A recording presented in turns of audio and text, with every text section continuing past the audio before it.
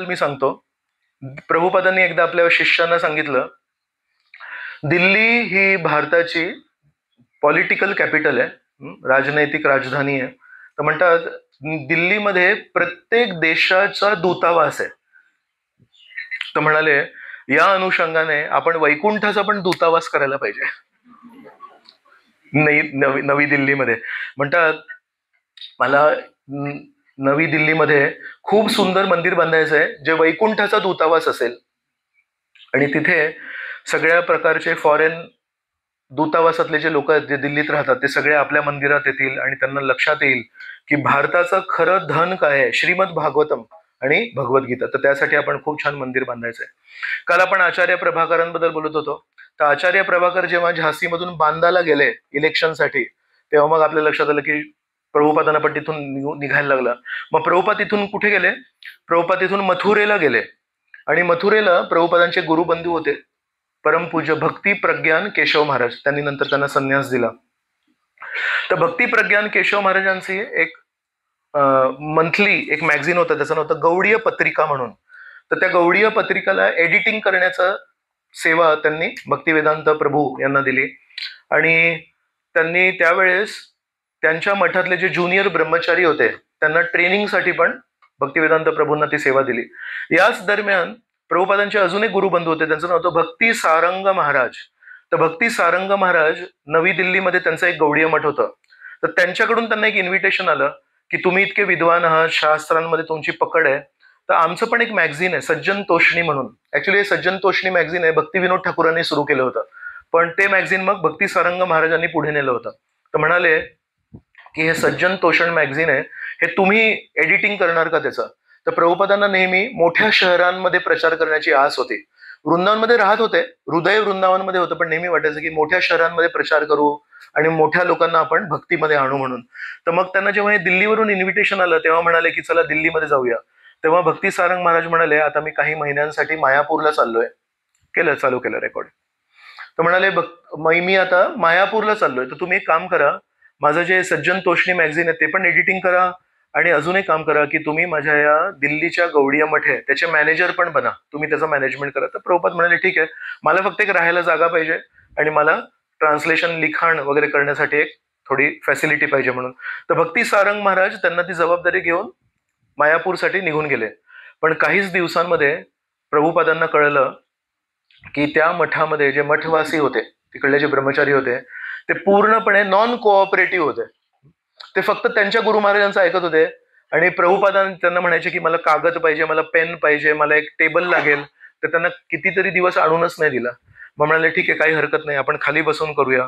मग त्यांनी विचारलं की इथे काही टाईपरायटर वगैरे तरी मिळेल का मला? जर लिखाणासाठी तुमच्याकडे पेपर नाहीये, पेन नाही, तर टाईपरायटर द्या, मी टायपिंग करीन. ऍक्च्युली टायपिंग करायला त्रास होतो बोटांना. पण त्यांनी टाईपरायटर मागितलं, त्यांना टाईपरायटर पण नाही दिला. या दरम्यान प्रभुपादांना लक्षात आलं की दिल्लीचे जे लोक आहेत ते खूप धार्मिक आहेत, आणि बरेच हिंदी लोक त्या गौडीय मठमध्ये यायचे. तर प्रभुपादांना लक्षात आलं की आपण जर चैतन्य चरितामृत हिंदी भाषेमध्ये जर ट्रान्सलेट केलं आणि या हिंदी भाषिक लोकांना दिलं तर हे लोक चैतन्य महाप्रभूंची फिलॉसॉफी स्वीकार करेल. तर प्रभुपादांनी स्वतःच पॅरलली चैतन्य चरितामृत आदी लीला चे कमीत कमी 3-4 अध्याय हिंदीमध्ये ट्रान्सलेट केले त्या काळी, आणि म्हणाले आता प्रिंटिंग करायचंय. तर मग भक्ती सारंग गोस्वामींना त्यांनी एक पत्र लिहिलं आणि म्हणाले तुम्ही जेव्हा मायापूरला गेले तेव्हा ऑगस्ट महिन्याची सज्जन तोषणी मॅगझिन तुम्ही मला द्यायला सांगितली, तर मी ते, मला सपोर्ट नाही मिळाला पण मी केलं ते. आणि आता मी काय विचार करतोय की सप्टेंबर महिन्याचं जे मॅगझिन आहे ज्याच्यामध्ये जन्माष्टमी येते ते मला डबल त्याचं प्रिंटिंग करायचंय. तर त्यासाठी थोडे जास्ती पैसे लागतील, तर तुम्ही तुमच्या सेक्रेटरीला सांगणार का की थोडे जास्ती पैसे देतील, पण मी तुम्हाला आश्वासन देतो डबल प्रिंटिंग झालेलं मॅगझिन आहे ते डिस्ट्रीब्यूट करीन मी, आणि त्याच्यामध्ये छान छान लेख लिहीन म्हणून. तर भक्ती सारंग महाराजांचा रिप्लाय आला, I am not interested in double. तर त्यांना प्रचार वगैरे काही करायचं नव्हतं, त्यांना फक्त एक मॅगझिन दर महिन्याला छापताय ना, निघतंय ना, तेवढं होतं. मग नंतर हे सीसीचं जेव्हा पत्र लिहिलं तर तेव्हा म्हणाले मला जर तुम्ही 600 रुपये दिले तर आपण हिंदी भाषेमध्ये चैतन्य चरितामृत, माझं रेडी आहे, फक्त प्रिंटिंग करायचंय. भक्ती सारंग महाराजांचा रिप्लाय आला, you are no longer needed in Gaudiya Math, please vacate the room immediately म्हणून. तर यांची चूक काय झाली, यांना प्रचार करायची इच्छा होती आणि चैतन्य चरितामृत हिंदी भाषेमध्ये करायचं होतं. तर त्याला पैसे जे मागितले ते पैसे आहेत नाही त्याचं उत्तरच नाही आलं. त्याला सांगितलं की उद्याच्या उद्या ही रूम खाली करा आणि चालते व्हा म्हणून. ऍक्च्युली प्रभुपाद एका दिवसामध्ये, घर नाहीये त्यांना, छत नाही राहिलं त्यांना. मग त्या दरम्यान त्यांनी बऱ्याच लोकांना जो प्रचार केला होता, गौडिया मठमध्ये यायचे आणि त्यांना हिंदी भाषेमध्ये त्यांना प्रचार करायचे प्रभुपाद, त्याच्यातल्या एका व्यक्तीच्या घरी गेले आणि म्हणाले मला आता राहायला जागा नाही. त्यामुळे काही हरकत नाही, 2-3 दिवस माझ्या घरी राहू शकता. 2-3 दिवसांनी काय करायचं मग?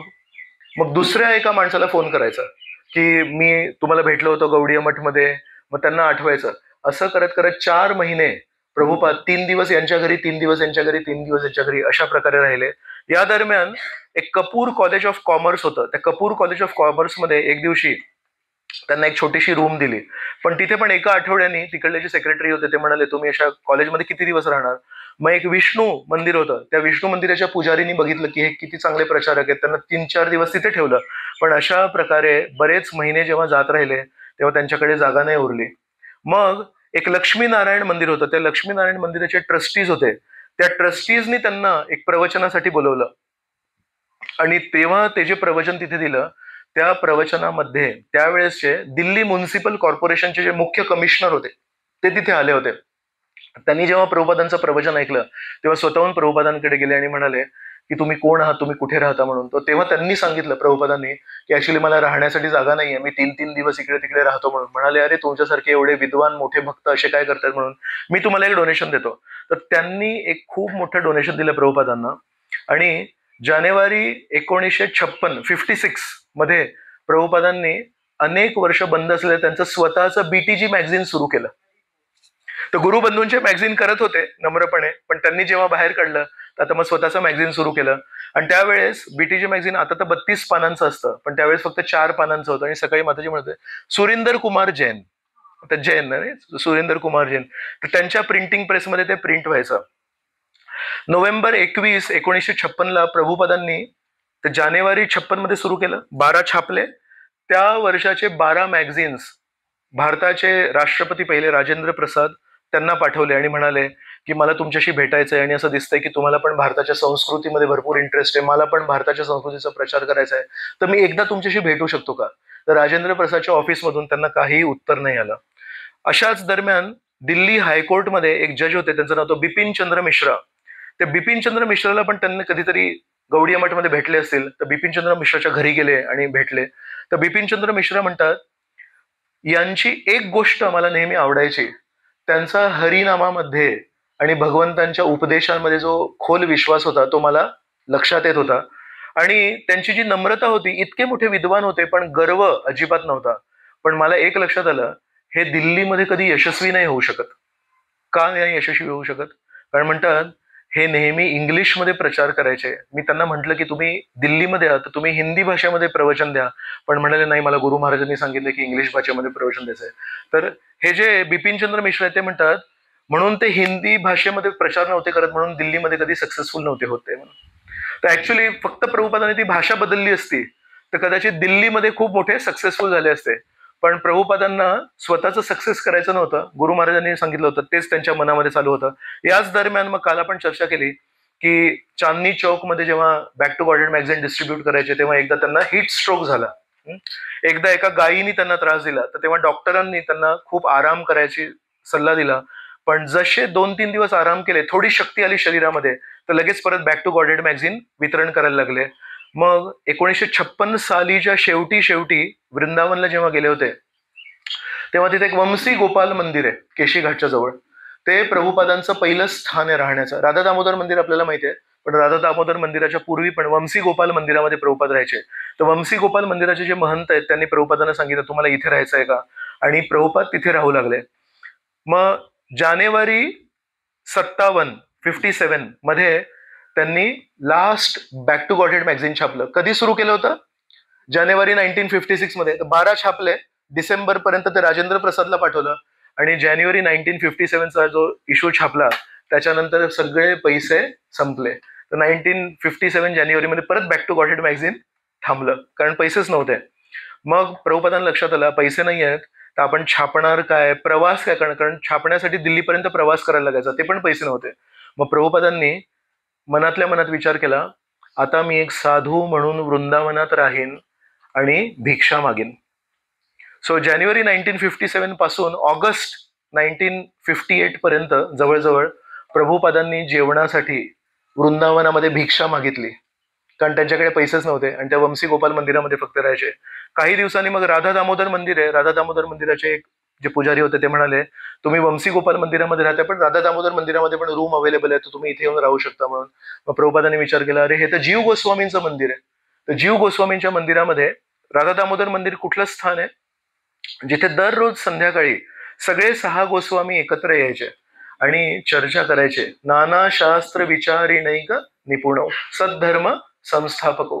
तर त्या पवित्र ठिकाणी मला राहण्याची एक संधी मिळते. तर प्रभुपाद खूप खुश झाले आणि मग राधा दामोदर मंदिरामध्ये शिफ्ट झाले. ऑक्टोबर 1958 मध्ये 1958 ऑक्टोबर मध्ये त्यांना पुन्हा एका व्यक्तीने कोणीतरी खूप मोठं डोनेशन दिलं. त्या मोठ्या डोनेशननी प्रभुपादांनी ते पैसे लगेच वापरले, 1000 बॅक टू गॉडेड मॅगझिन छापले आणि ते पैसे संपवून टाकले.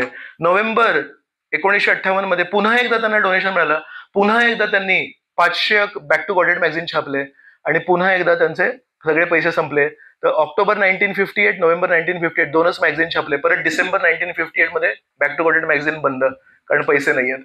तर जेव्हा पण खिशात पैसे यायचे प्रचाराला वापरायचे आणि खायला पण त्यांच्याकडे पैसे नव्हते. तर अशा या दरम्यान ज्या प्रकारे ते त्याग करतायत आणि ज्या प्रकारे प्रचारासाठी त्यांची तीव्र इच्छा आहे, या दरम्यान भक्ती सिद्धांत सरस्वती ठाकूर त्यांच्या स्वप्नात आले. तर प्रभुपाद म्हणतात, मी राधा दामोदर मंदिरामध्ये झोपलेलो होतो आणि रात्री भक्ती सिद्धांत सरस्वती स्वप्नात आले आणि असे दिसत होते की वैकुंठातून असे खाली आले, आध्यात्मिक जगतातून खाली आले आणि प्रभुपादांना म्हणत होते, माझ्यासोबत चल चल माझ्यासोबत म्हणून. आणि प्रभुपाद म्हणतात, हे तिसऱ्यांदा माझ्या जीवनात झालं होतं. ऍक्च्युली मी जेव्हा विवाहित जीवन जगत होतो तेव्हा पण भक्ती सिद्धांत सरस्वती माझ्या स्वप्नात यायचे आणि म्हणायचे, तू संन्यास घ्यायला पाहिजे, तू संन्यास घ्यायला पाहिजे म्हणून. पण तेव्हा मी हादरलो की माझी पत्नी होती, माझी मुलं होते, माझा बिझनेस होता, तर ते जबाबदाऱ्या सोडून मी संन्यास कसा घेऊ म्हणून. पण आता जी परिस्थिती होती त्याच्यामध्ये त्यांना लक्षात आलं की आता पुन्हा एकदा भक्ती सिद्धांत सरस्वतींना म्हणतायत, तू संन्यास का नाही घेते, तू संन्यास का नाही घेते. म्हणून सप्टेंबर 17, 1959 या दिवशी त्यांनी भक्ती प्रज्ञान केशव महाराज यांच्याकडून संन्यास स्वीकारला. आणि आता संन्यास आश्रमामध्ये ते विचार करतात की प्रचार कसा करायचा आहे. तर एक राधा प्रेस होती दिल्लीमध्ये, त्याचे मालक होते हित शरण शर्मा. तर जेव्हा त्यांचे संभाषण व्हायचं तेव्हा ते हित शरण शर्मा आहेत, त्यांच्याशी त्यांची भेट झाली आणि हित शरण शर्मानी त्यांनी ओळख करून दिली पंडित श्री कृष्ण शर्मा यांच्याशी. आणि हे पंडित श्री कृष्ण शर्मा कोण होते, जामा मस्जिद नावाचा एक मोठा मस्जिद आहे दिल्लीमध्ये आणि त्या जामा मस्जिदच्या पाठीमागे एक राधाकृष्ण मंदिर आहे. तर त्या एरियाला म्हणतात चिप्पीवाडा मंदिर म्हणून. तर त्या चिप्पीवाडाचे जे पंडित होते ते होते पंडित श्रीकृष्ण शर्मा. आणि हे पंडित श्रीकृष्ण शर्मानी मग यांना सांगितलं की तुम्ही राहताय वृंदावनला आणि तुमचा येण्या जाण्यामध्ये वेळ जातोय, एनर्जी जाते, तुमचं वय वाढलंय, तर हे सगळं करण्यापेक्षा तुम्ही दिल्लीमध्येच राहा, जेणेकरून तुम्ही प्रिंटिंग दिल्लीमध्येच कराल. आणि म्हणून तशा प्रकारे मग त्या चिप्पीवाडाच्या मंदिरामध्ये प्रभुपाद स्थानांतरित झाले. आणि तिथे जेव्हा चिप्पीवाडा मंदिरात राहत होते तेव्हा त्यांनी मग लेख लिहायला परत एकदा सुरुवात केली. तर काही झालं, पैसे मिळाले की कागद, पैसे मिळाले की पेन. तर एक प्रभुपादांचं पुस्तक आहे easy journey to other planets, इतर ग्रहांचा सुगम प्रवास. ते पुस्तक प्रभुपादांनी चिप्पीवाडा मंदिरामध्ये लिहिलंय. आणि 1960 मध्ये म्हणजे संन्यास स्वीकारल्यानंतर एका वर्षाने हनुमान प्रसाद पोद्दार यांना भेटायला गेले. आणि तेव्हापर्यंत आज सकाळी आपण चर्चा केली, पहिला स्कंदाचा जो पहिला भाग होता तो 1960 मध्ये रेडी होता, दुसरा भाग 1962 मध्ये रेडी होता आणि तिसरा भाग 1963 मध्ये रेडी होता. तो पहिला भाग 1960 मध्ये रेडी होता. तर मग हनुमान प्रसाद पोद्दार कोण आहेत माहितीये कोणाला? गीता प्रेस ऐकली आहे? तर गीता प्रेस खूप फेमस आहे. गीता प्रेसचे फाउंडर आहेत ते हनुमान प्रसाद. ते गोरखपूरला राहतात. तर त्यांना भेटायला गेले 1960 मध्ये. त्यांनी त्यांचा श्रीमद भागवताचा जो पहिला भाग आहे तो दाखवला. त्यांना इतका आवडला, ते म्हणाले मी तुला 4000 रुपये देतो. त्या काळी 4000 रुपयांनी 1000 पुस्तकं प्रिंट केले होते प्रभुपादांनी. आणि जसे ते प्रिंट होऊन आले तर हित शरण शर्माकडेच प्रिंट केले. तर ती ऍडव्हान्स पेमेंट जी आली हनुमान प्रसाद पोद्दारकडून ते हित शरण शर्माला दिली. हित शरण शर्माने ते 4000 श्रीमद भागवताचे पहिले पुस्तक प्रिंट केले आणि प्रभुपादांनी त्यांचे जे पहिले जे पुस्तक छापून आले ते भेट म्हणून हनुमान प्रसाद पोद्दारांना पाठवले. आणि प्रभुपाद नंतर जेव्हा इस्कॉनचे खूप मोठे गुरु झाले तेव्हा एकदा भारतात जेव्हा आले तेव्हा पुन्हा एकदा हनुमान प्रसाद पोद्दारला भेटले होते. त्यांनी कृतज्ञता व्यक्त केली होती. ऑफकोर्स तेव्हापर्यंत हनुमान प्रसाद पोद्दार खूप म्हातारे झाले होते, पण प्रभुपादांनी त्यांच्याकडे जाऊन स्वतः वैयक्तिक गोरखपूरपर्यंत प्रवास केलाय प्रभुपादांनी. का? हनुमान प्रसाद पोद्दार यांना थँक्यू म्हणण्यासाठी, कृतज्ञता व्यक्त करण्यासाठी. 1964 मध्ये लाल बहादूर शास्त्री यांना भेटले आणि तेव्हापर्यंत तिन्ही भाग पहिल्या स्कंदाचे रेडी होते. हे तिन्ही भाग प्रभुपादांनी लाल बहादूर शास्त्रींना पाठवले आणि लाल बहादूर शास्त्री म्हणाले, तुम्ही ज्या प्रकारे एवढे डिटेलमध्ये हे पुस्तक लिहिले आहेत, हे भारताच्या सगळ्या गव्हर्नमेंट लायब्ररीजमध्ये ठेवायला पाहिजेत म्हणून. तर एक माझे ओळखीचे एक मित्र आहेत, गुजराती आहेत ते, त्यांच्या आईंनी पुष्टीमार्गी आहेत, तर लहानपणापासून भागवत वाचलंय. तर गुजराती लोकांचं पण एक भागवत आहे, ते एका पुस्तकाचं आहे. जसं पहिला स्कंद आहे त्याच्यापेक्षा कमी साईज आहे आणि संपूर्ण भागवत आहे त्याच्यामध्ये. तर माताजींनी नेहमी ते वाचलं होतं. मग हा मुलगा हा इस्कॉनशी कनेक्ट झाला आणि मग यांनी प्रभुपादांचं भागवत वाचलं. मग आता 2 वर्ष आधी माहिती आहे आपली स्कीम होती भाद्र पौर्णिमाची, तर मग त्याला सांगितलं की अरे तू गुजराती भागवत तुझ्या आईला गिफ्ट देऊ शकतोस. तर त्यांनी ते ऑर्डर केलं आणि तो हॉस्पिटलमध्ये होता, डॉक्टर येतो, तर त्यांनी आईला पाठवलं ते भागवतम. तर ते कुरिअरनी डिलिव्हर केलं मंदिरातून. मग ते एवढा मोठा बॉक्स होता, तर आईने तो रिसीव्ह केला. मग याला फोन केला की काय आहे हा बॉक्स म्हणून. तर त्यांनी सांगितलं हे तर तुझ्यासाठी भागवतम आहे म्हणून. मग तिने त्याचं उघडलं तर त्याच्यामध्ये 18 पुस्तकं आहेत ना. तर त्या माताजींनी जेव्हा उघडलं आणि ते एवढे पुस्तकं बघून, मागे ते सोफा होता त्या सोफ्यावर बदले, म्हणजे एटलू बद्दू एवढे 18 पुस्तकाचं भागवतम, एक पुस्तक भागवतम असतं. त्या भागवतामध्ये ध्रुव महाराजांची स्टोरी 3 ते 4 पानामध्ये आवरली. तर माताजींनी ते भागवतम बसलं होतं आणि मग माताजींनी हे उचललं, एका श्लोकाचं प्रत्येक शब्दाचा शब्दार्थ, त्याच्यानंतर श्लोकाचं भाषांतर आणि त्याच्यानंतर 6 पानाचं तात्पर्य. माताजींनी ते जेव्हा वाचायला सुरुवात केलं तेव्हा म्हणतात, हे जे आहेत ना ज्यांनी लिहिलंय, यांची श्रीकृष्णांशी खूप घट्ट मैत्री किंवा ओळख आहे. यांना श्रीकृष्णांबद्दल PhD आहे, यांना सगळंच माहिती आहे काय आवडतं काय नाही. तर मग तो जो स्टुडंट आहे तो मला सांगत होता की माझी आई पुष्टीमार्गी लहानपणापासून आहे, दररोज हवेलीला जाणार, श्रीकृष्णांचं दर्शन केल्याशिवाय ती जेवत नाही. पण म्हणाले त्यांच्या पूर्ण त्या वैष्णव समाजामध्ये प्रभुपादांनी भागवतम मध्ये दिलंय ते कोणालाही माहिती नाही. ते म्हणतात काय लिहिलंय, आणि तेव्हापासून माझी आई प्रभुपादांच्या भागवतमची फॅन झाली आहे आणि कधी कधी हवेलीला जायला चुकेल पण ते प्रभुपादांचं भागवतम काही ते मिस नाही करत. तर त्याचे शब्द एटलू बद्दू एवढं डिटेलमध्ये कशाला लिहिलंय, पण आता त्यांना ती सवय लागली आणि आता ते आस्वादन करतात. तर प्रभुपादांनी बेसिकली पहिल्या स्कंदामध्ये, नंतर प्रभुपाद आपल्या शिष्यांना म्हणतात वैकुंठाला जाण्यासाठी जे जे गरजेचं आहे ते मी पहिल्या स्कंदामध्ये देऊन टाकलंय. तर जर कोणाला फक्त ती आस असेल तर फर्स्ट कॅन्टो इज सफिशियंट. प्रभुपाद अमेरिकेला जाण्यापूर्वी फर्स्ट कॅन्टो देऊन गेले, म्हणाले ऑलरेडी त्याच्यामध्ये दिले second canto third canto is to love Krishna, पण भगवत धामाला जाण्यासाठी गरज नाही त्याची, फर्स्ट कॅन्टो इज सफिशियंट म्हणून. तर फर्स्ट कॅन्टो केवळ एकटा पहिला स्कंद एवढा स्ट्रॉंग आहे म्हणून. तर अशा प्रकारे दिल्लीचे त्यांचे हे स्टोरीज आहेत. वृंदावनमध्ये प्रभुपाद जेव्हा पहिल्यांदा वृंदावनला आले एवढा सगळा महान प्रचार करून, तेव्हा वृंदावनची जी नगरपालिका आहे त्यांनी एक खूप मोठा फंक्शन ठेवला प्रभुपादांसाठी आणि त्यांची खूप स्तुती केली आणि एक एक गोष्ट सांगितली की यांनी वृंदावनची संस्कृती पाश्चात्य देशामध्ये इथे मंदिर स्थापित केलं, तिथे मंदिर, सगळं ऐकलं प्रभुपादांनी. पण प्रभुपादांनी मनातल्या मनात विचार केला, माझ्या गुरु महाराजांनी पण असाच प्रचार केला होता.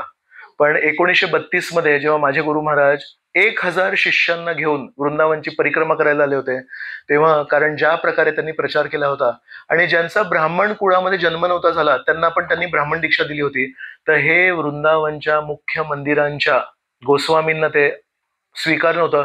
तर जेव्हा जेव्हा प्रभुपाद कुठल्या मंदिरात गेले, भक्तिसिद्धांत सरस्वती, तेव्हा त्या मंदिराचे दरवाजे बंद केले आणि भक्तिसिद्धांत सरस्वती आणि त्यांच्या शिष्यांना दर्शन नाही मिळालं. आणि वृंदावनाच्या काही गल्लीतून जेव्हा भक्तिसिद्धांत सरस्वती गेले तेव्हा त्यांच्यावर दगडफेक पण झाली. तर प्रभुपादांची त्याच मार्गावर चालून आज तेच लोक स्तुती करतायत, पण प्रभुपादांचं कनेक्शन गुरु महाराजांशी होतं. प्रभुपादांनी त्याला स्वीकार नाही केला आणि प्रभुपाद मनातल्या मनात म्हणतायत हे लोक आज मला माझी स्तुती करतायत, पण ऍक्च्युली यांना माझ्याबद्दल किती खरं प्रेम आहे, माझा याच्यावर विश्वास नाही. तर तेव्हा म्युन्सिपाल्टीचे नगरपालिकाचे एक व्यक्ती होते, ते म्हणाले आम्ही विचार करतोय की AC भक्तिवेदांत स्वामींना आपण एक जमीन द्यायला पाहिजे. पण प्रभुपाद म्हणतात त्या शब्दांना मी ऐकून न ऐकण्यासाठी केलं, कारण मला माहिती होतं ते कधीच जमीन देणार नाही मला. कारण मला जर जमीन दिली नगरपालिकेने काय होईल त्याचा परिणाम, म्हणजे मी ज्यांनी मांसाहार केलाय, बेसिकली गो मांस खाल्लंय, त्यांना पण मी दीक्षा देत होतो. आणि हे तर वृंदावनाची जी पारंपरिक पद्धती आहे त्याच्यामध्ये अजिबात फिट होत नाही. पाश्चात्य जर जन्म आहे, शरीर आहे, त्या लोकांना कधीही ब्राह्मण दीक्षा मिळू नाही शकत, नियम आहे. तुम्ही वैष्णव असा अवैष्णव असा काय तू जे करायचं ते करा, पण तुम्हाला ब्राह्मण दीक्षा मिळणार नाही. आणि ब्राह्मण दीक्षा नाही मिळालं म्हणजे मूर्ती पूजा करायचा चान्स नाही मिळणार. तर प्रभुपादांना एक माहिती होतं, ज्या प्रकारे मी माझ्या गुरु महाराजांची परंपरा फॉलो करतोय, ऍक्च्युली या लोकांचा सगळा बिझनेस ठप्प होऊ शकतो. कारण जो पण प्रामाणिक वैष्णव आहे त्याला मी हक्क देतोय मूर्तीपूजा करण्याचा, आणि ते तर यांचा तर पूर्ण वंशावली आहे. पहिला स्कंद्याचा जो इंट्रोडक्शन आहे त्याच्यामध्ये प्रभुपाद लिहितात की श्री नित्यानंद प्रभूंची वंशावली आहे, आणि त्या वंशावलीमध्ये जे लोक जन्म घेतात त्यांनी एकेकाळी एक अशा धारणा सुरू केली होती, नित्यानंद प्रभूंचं रक्त ज्यांच्या शरीरात आहे केवळ तेच लोक गुरु बनवू शकतात. नित्यानंद प्रभूंचं रक्त ज्यांच्या शरीरात नाही आहे ते गुरु नाही बनवू शकत. तर गुरु बनायला काय लागतं? नित्यानंद प्रभूंच्या वंशावलीमध्ये जन्म लागतो. म्हणजे तुम्ही पात्रतेने जर गुरु असाल त्याला काही महत्व नव्हतं. तर अशा प्रकारे भरपूर गोष्टी आहेत भारतामध्ये, आपण त्याच्यापासून पूर्णपणे अलिप्त आहोत. का? कारण आपल्या त्या गोष्टींशी संबंधच येत नाही. पण हसू येईल आणि आपल्याला वाटेल की काय संकुचित विचार आहेत या लोकांचे, अशा प्रकारे भरपूर काय काय चालू आहे. तर म्हणून प्रभुपादांनी त्याला काही सिरियसली नाही घेतलं. प्रभुपादांनी त्या वृंदावन नगरपालिकेच्या त्या कार्यक्रमामध्ये पण दोनच गोष्टींना सांगितलं की श्रीकृष्ण सगळ्यांचे स्वामी आहेत आणि श्रीकृष्णांचं नाम हे श्रीकृष्णांपासून अभिन्न आहेत. केवळ याच दोन गोष्टींना त्यांनी भर दिला वृंदावन वासींसमोर पण. आणि प्रभुपाद आणि त्यांचे 40 शिष्य जे प्रभुपाद घेऊन आले होते तेव्हा एक सराफ म्हणून एक फॅमिली होती, वृंदावन वासी होती. त्यांनी प्रभुपादांना त्यांच्या घरी राहण्यासाठी स्थान दिलं होतं. तर सराफ भवन म्हणून एक घर होतं, तिथे प्रभुपाद राहायचे. त्याच्यामध्ये यमुना देवी पण होते. तर एक दिवशी प्रभुपादांनी सांगितलं, अरे मी आधी ना अमेरिकेला जायच्या आधी राधा दामोदर मंदिरात राहायचो आणि आता पण एवढ्या बंगल्यात राहतोय, मला ना ते राधा दामोदर मंदिराचा तो छोटासा कमरा खूप आठवतोय. तर त्यांनी सराफ यांना सांगितलं, एक रात्र मी आणि माझे 2-3 सर्वंट आम्ही राधा दामोदर मंदिरामध्ये राहू शकतो का? ते म्हणाले, का नाही राहू शकत. तर प्रभुपादांना तो बंगला नाही आवडला, पण राधा दामोदर मंदिराची ती छोटीशी रूम आवडली. तर तो अनुभव घेण्यासाठी पुन्हा एकदा प्रभुपादांचे 3-4 सर्वंट तिथे जाऊन राहिले. तर यमुना देवी आहेत, यमुना देवींना प्रभुपादांची खूप प्रेम. यमुना देवी कोण आहेत? काही दिवसांपूर्वी मी सांगितलं होतं, गोविंदम आदिपुरुषम. तर मे 24, 1974 बहुतेक 1974 मे 24ला यमुना देवीने ते गायलंय गोविंदम आदिपुरुषम. तर मग त्याचं आता ते अॅनिव्हर्सरी होती 24, म्हणजे किती झाले? 50 वर्ष झाले. तर 50 वर्ष झाले गोविंदम आदिपुरुषमला. तर त्याच्यात तो जो दिव्य आवाज आहे, तर तो माताजींचा आवाज आहे, महिलेचा आवाज आहे. प्रभुपादांनी सांगितलं, हे जे गोविंदम आदिपुरुषम आहे हे इस्कॉन जेव्हापर्यंत आहे तेव्हापर्यंत सगळ्या मंदिरांमध्ये जेव्हा राधाकृष्ण दर्शन देतात तेव्हा हे प्ले व्हायला पाहिजे. ते एक संन्यासी होते, ते म्हणतात की महिलेचा आवाज नाही ऐकायला पाहिजे संन्यासीने. तर जेव्हा ते गोविंद तेव्हा ते मंदिर सोडून बाहेर जायचे, तर कोणी जाऊन प्रभुपादांनी सांगितलं की हे संन्यासी यमुना देवींचा आवाज न ऐकण्यासाठी बाहेर जातात म्हणून.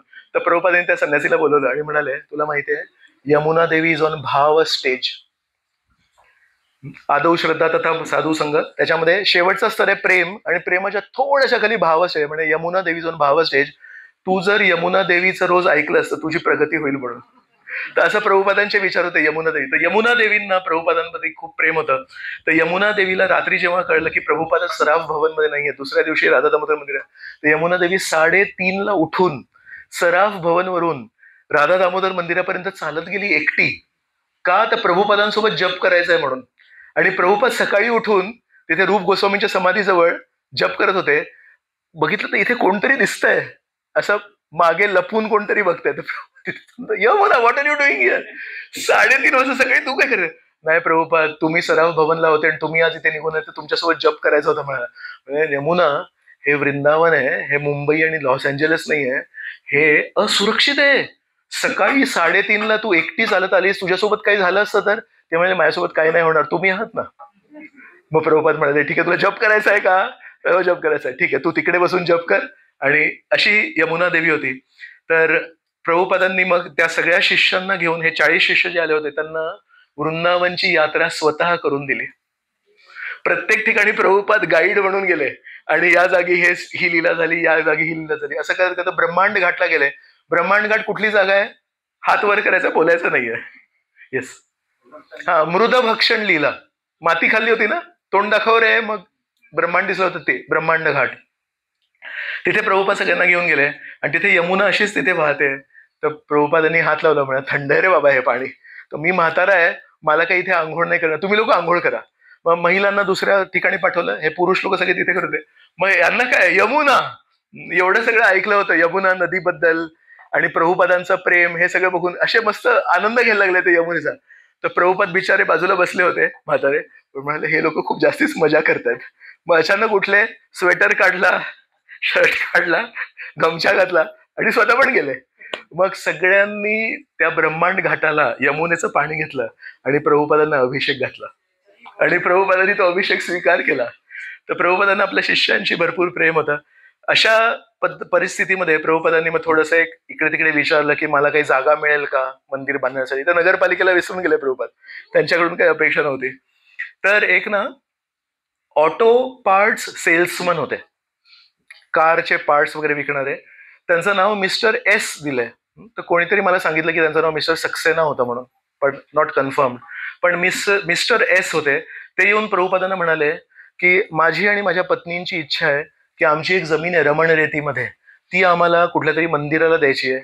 पण एकच आश्वासन आहे की लवकरात लवकर तुम्ही मंदिर बांधायला पाहिजे. 6 महिन्यामध्ये तुम्ही मंदिर बांधणार आहे का? जर तुम्ही 6 महिन्यामध्ये राधाकृष्ण मंदिर बांधणार तर तुम्हाला आम्ही ती जमीन देऊ. आणि प्रभुपाद काय म्हणाले असतील?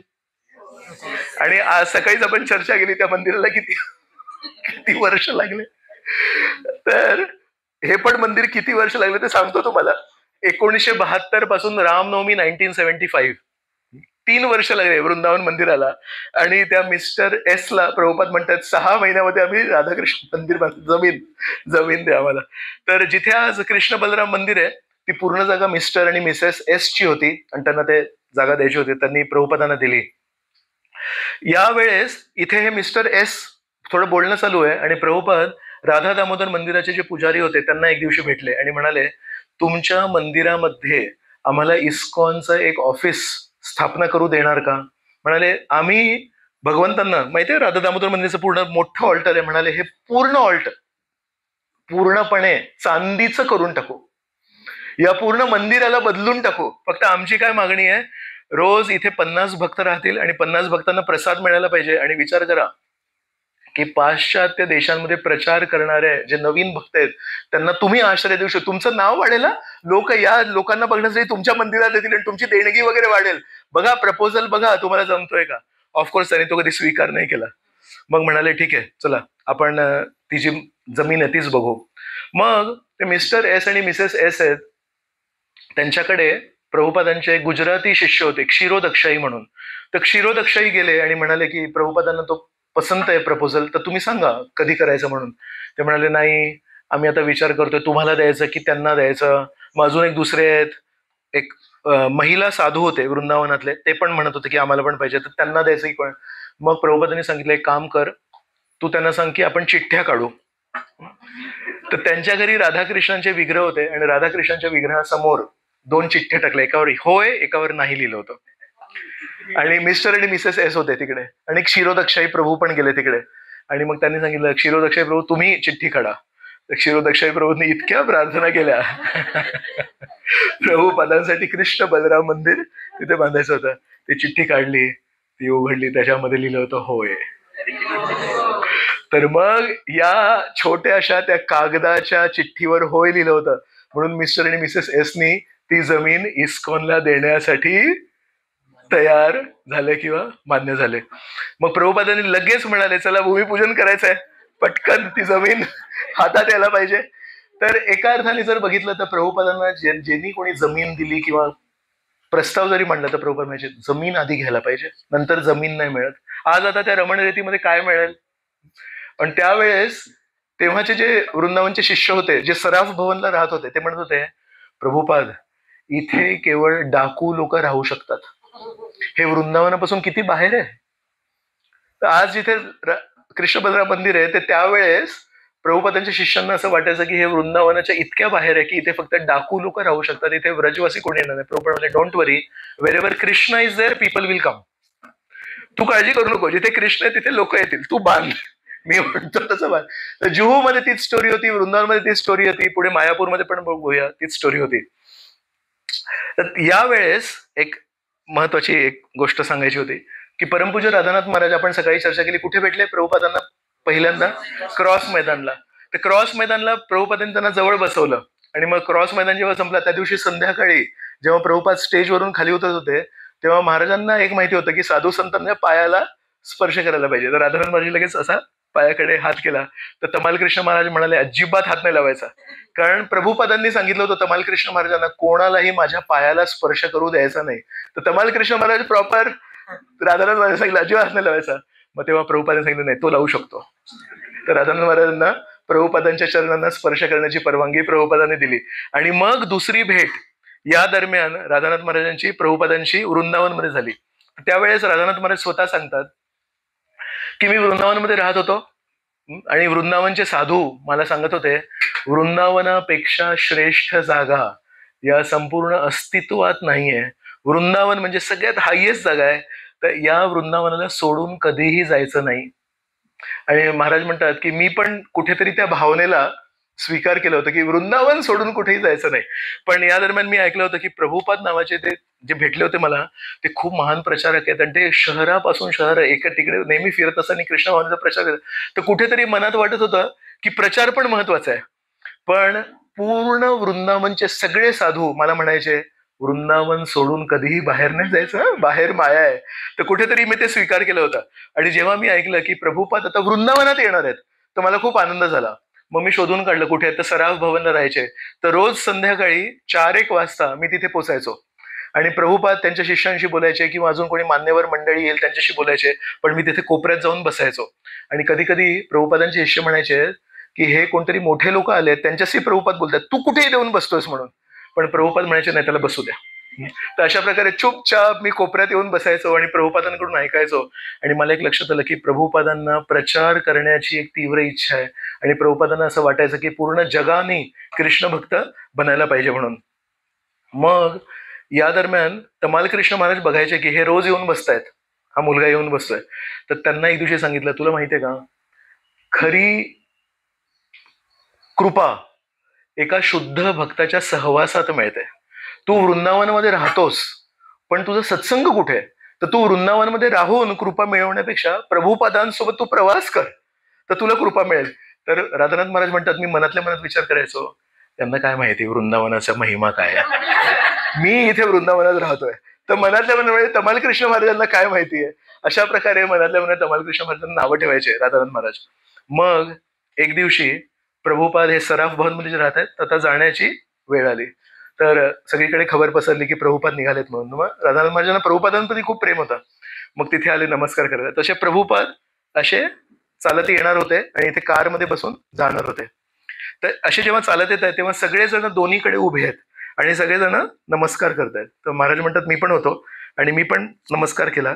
आणि मग 2 सेकंदांनी असं वर जेव्हा आलो, गुडघ्यांवर होतो, जेव्हा वर आलो तेव्हा बघितलं की समोर सॅफरन धोती होती. प्रभुपाद थांबले तिकडे, प्रभुपाद पुढे गेलेच नाही, प्रभुपाद तिथेच थांबले. मग मी म्हटलं बाप रे, आता समोर ठेवलं आता काय होणार आहे माहिती नाही.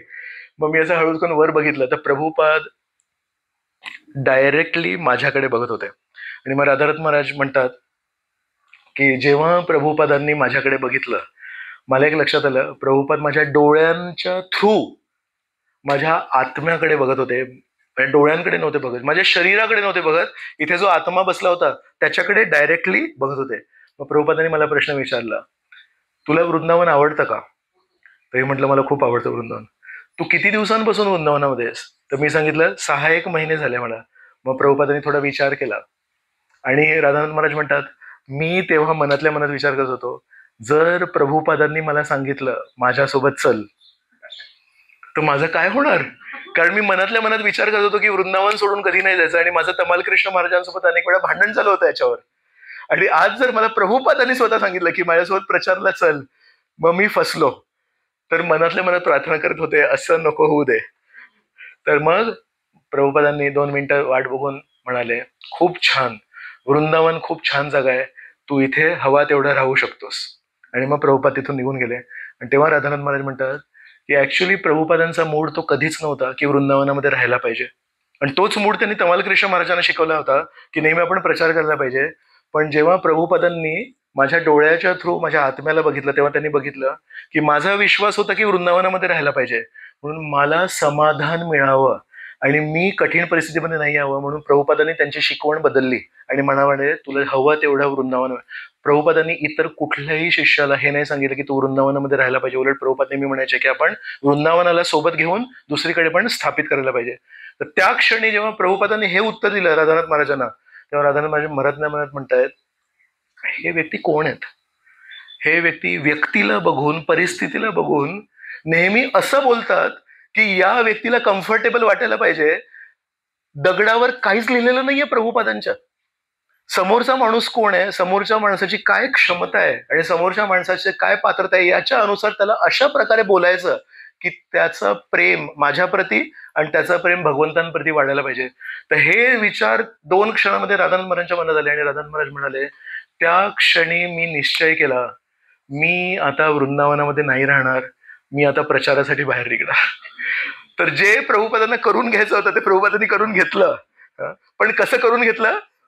दुसऱ्या पद्धतीने प्रेम देऊन सांगितलं की नाही तू इथे राहा म्हणून. तर अशा प्रकारे प्रभुपाद कसे लोकांना ओळखायचे आणि काय बोलायचे आणि कसा स्पर्श करायचे माहिती नाही. मग प्रभुपाद आता गेले प्रचाराला वेगवेगळ्या ठिकाणी. मग तिथे प्रभुपादांच्या कानावर एक गोष्ट आली. काय आली? की आता ते जे मिस्टर एस आहेत ते म्हणतायत की तुम्हाला जमीन तर दिली मी, पण रस्त्याला फेसिंग जो प्लॉटची जमीन आहे ते 50 फूट आतमध्ये पर्यंत त्याची पूर्ण जो पट्टी आहे रस्त्याला लागून ते आम्हाला द्या, आम्हाला इथे काहीतरी कमर्शियल करायचंय म्हणून. प्रभुपाद म्हणतायत मंदिराच्या समोर जर 50 फुटाच्या लांबीचं कमर्शियल काही बांधलं तर त्या मंदिराचं सगळं पर्पजच गेला. पण असं कसं काय करू शकतात? तर त्यांनी विचारलं तर म्हणाले नाही, आमचे एक दुसरे गुरु आहेत आणि त्या गुरूंनी आम्हाला तसं सांगितलंय. मग प्रभुपाद खूप चिंतन करत होते आता काय करायचं, कसं करायचं. मग प्रभुपादांनी सकाळी 4 वाजता, तेव्हा त्यांचे सेक्रेटरी सत्स्वरूप महाराज होते, सत्स्वरूप महाराजांना बोलवलं. म्हणाले कृष्णा बुक घेऊन ये. कृष्णा बुक मध्ये एक गोष्ट आहे नृग महाराजांची. माहिती आहे कोणाला? श्रीकृष्णांचे नातू आणि श्रीकृष्णांचे परिवारातले लोक आहेत, एकदा द्वारकेमध्ये खेळत होते आणि त्यांचा एक बॉल एका विहिरीमध्ये पडला आणि हे मुलं जेव्हा विहिरीमध्ये असे डोकावून बघितले तेव्हा तिथे एका भल्या मोठ्या आकाराचा एक सरडा होता. तर तो सरडा बघून या सगळ्या लोकांना आश्चर्य वाटले, एवढ्या मोठ्या आकाराचा सरडा का? तर मग त्यांनी श्रीकृष्णांना जाऊन सांगितलं. मग श्रीकृष्ण तिथे आले. मग श्रीकृष्णाने असा हात दिला खाली आणि त्या सरड्याला स्पर्श केला श्रीकृष्णांनी. तर लगेच तो सरडा जो आहे तो एका खूप सुंदर अशा एका व्यक्तीमध्ये परिवर्तित झाला. आणि तेव्हा श्रीकृष्णाने त्याला विचारलं तुम्ही कोण आहात? मग ते म्हणले तुम्हाला तर सर्व काही माहिती आहे पण तरी मी सांगतो की मी नृग महाराज आहे माझं नाव, आणि मी गायींचं दान द्यायचो ब्राह्मणांना. तर एक असा यज्ञ केला मी आणि या ब्राह्मणाला 1000 गायी दान दिल्या. अजून एका ब्राह्मणाला बोलवलं, त्याला 1000 गायी दान दिल्या. आणि आता हे 2 ब्राह्मण त्या 1000 गायी घेऊन आता चालले आहेत. त्याच्यातून काय झालं, एक मागे जी गाय होती ती स्वतःहून तिने ग्रुप बदलला. तिची मैत्रीण होती तिकडे, तर तिने तो ग्रुप सोडून अशी अशी करत या ग्रुपमध्ये गेली. मग या ब्राह्मणाने जेव्हा त्या गायी मोजल्या तेव्हा त्याला एक गाय कमी आली. मग त्यांनी नृग महाराजांकडे आला आणि म्हणाला की तुम्ही मला एक गाय कमी कशी दिली? नृग महाराज म्हणतात मी असं कधी करूच नाही शकत, एवढं मी देतोय तर कमी कसं करणार? मग त्यांनी त्या ब्राह्मणाकडे गेले आणि म्हणाले तुमच्या गायी मोजा. मग लक्षात आलं की यांची एक गाय त्या गाय. मग त्यांना सांगितलं की ही जी गाय आहे ना तुमच्याकडे एक्स्ट्रा आली आहे तर ती तुम्ही परत देणार का? तर ते म्हणाले ब्राह्मणाला दिलेलं दान तुम्ही परत कसं काय मागू शकता? म्हणून ब्राह्मणाला दिलेलं दान तुम्ही परत नाही मागू शकत. तर नृग महाराज काय म्हणाले, ती एक गाय आहे ना ती खूप विशिष्ट आहे कारण ती गाय या ब्राह्मणाची आहे, तर या ब्राह्मणाची गाय आपण तिला देऊया आणि तुम्हाला मी एक गाय जी परत देतो यासाठी मी तुम्हाला 10,000 गायी एक्स्ट्रा देतोय. आणि या ब्राह्मणाला पण सांगितलं की ती गाय दिल्यानंतर कारण माझ्यामुळे ही चूक झाली तर मी तुम्हाला 10,000 गायी एक्स्ट्रा. दोन्ही ब्राह्मणांना 10,000 गायी एक्स्ट्रा द्यायला तयार आहे, फक्त ती गाय याला द्या. हे दोन्ही ब्राह्मण, हा ब्राह्मण म्हणतो मला तीच गाय पाहिजे, मला 10,000 गायी नको, मला तीच गाय पाहिजे. आणि हा म्हणतो तुम्ही मला कसं मागू शकता? तर कारण त्यांच्याकडून एका ब्राह्मणाला दिलेलं दान ते दुसऱ्याकडे गेलं म्हणून त्यांना एका सरड्याचा जन्म मिळाला आणि तो मग श्रीकृष्णाने स्पर्श करून त्याला त्या शापातून मुक्त केलं. ही स्टोरी सत्स्वरूप महाराजांना त्यांनी वाचायला लावली सकाळी 4 वाजता. तर सत्स्वरूप महाराजांनी काय, सत्स्वरूप महाराज स्वतःच लिहितात आहे, माझ्याकडे विचित्र नजरेने बघू नका. काय झालं होतं, हे लोक जर्मनीमध्ये होते त्यावेळेस, जर्मनीमध्ये होते आणि जर्मनीमध्ये त्यावेळेस खूप थंडी होती तर प्रभुपादांना बरेच लोक सॉक्स द्यायचे, सॉक्स स्वेटर गुरूंना बरेच लोक देतात. तर सत्स्वरूप महाराजांकडे सर्वंट असून सॉक्स नव्हते. तर त्या दिवशी काय केलं होतं, सत्स्वरूप महाराजांनी कपाटातून प्रभुपादांसाठी एवढे सगळे सॉक्स होते आणि सत्स्वरूप सॉक्स होते, तर त्याच्यातला एक सॉक्सची जोडी सत्स्वरूप महाराज म्हणाले, आता प्रभुपादांकडे एवढे सॉक्स आहेत, मी एक घेतलं तर काय प्रॉब्लेम आहे. त्यांनी तो सॉक्स घेतला होता. आणि प्रभुपाद म्हणतात ते नृग महाराजची स्टोरी वाच, मग त्याच्यात तुला काय शिकलास, तर त्याच्यात होतं ब्राह्मणाला दिलेलं दान कधी चोरी नाही करायचा, सरण्याचा जन्म मिळेल. सत्स्वरूप महाराज म्हणतात प्रभुपादांना काय काय माहिती आहे, म्हणजे प्रभुपाद सॉक्सच्या जोड्या पण मोजायचे का. आणि मला ते सांगण्यासाठी प्रभुपादांनी नृग महाराजांची स्टोरी मला सकाळी 4 वाजता वाचून दाखवली का. तर प्रभू आतमध्ये त्यांची घाबरले विचार सत्स्वरूप महाराज. म्हणतात मग काय करशील आता. सत्स्वरूप महाराज गप्पा बसले, तर अजूनही त्यांना क्लॅरिटी नाहीये की सध्या काय चाललंय म्हणून. मग म्हणाले ते वृंदावन मध्ये मिस्टर एस आहेत ना, ते समोरच्या 50 फूट जमीन परत मागतायत. त्यांना ही जी स्टोरी आहे कृष्णा बुक मध्ये, ही कॉपी कर, टाईप कर आणि त्यांना पाठव. महाराजांना शांती म्हणाले त्या दिवशी मी शपथ घेतली, प्रभुपदांचे सॉक्स आणि प्रभुपदांची टोपी कधी हात लावायची म्हणून. तर या गमती जमती आहेत प्रभुपदांसोबत सेवा करायच्या. मग ती स्टोरी जेव्हा मिस्टर आणि मिसेस एस ला वृंदावनमध्ये पाठवली, मग त्यांना लक्षात आलं की प्रभुपादांना जर आपण दान दिले ते आपण परत नाही घ्यायला पाहिजे म्हणून. मग त्यांनी होकार दिला. मग 1972 मार्च महिन्यामध्ये शेवटी भूमिपूजनचा कार्यक्रम ठेवला प्रभुपादांनी.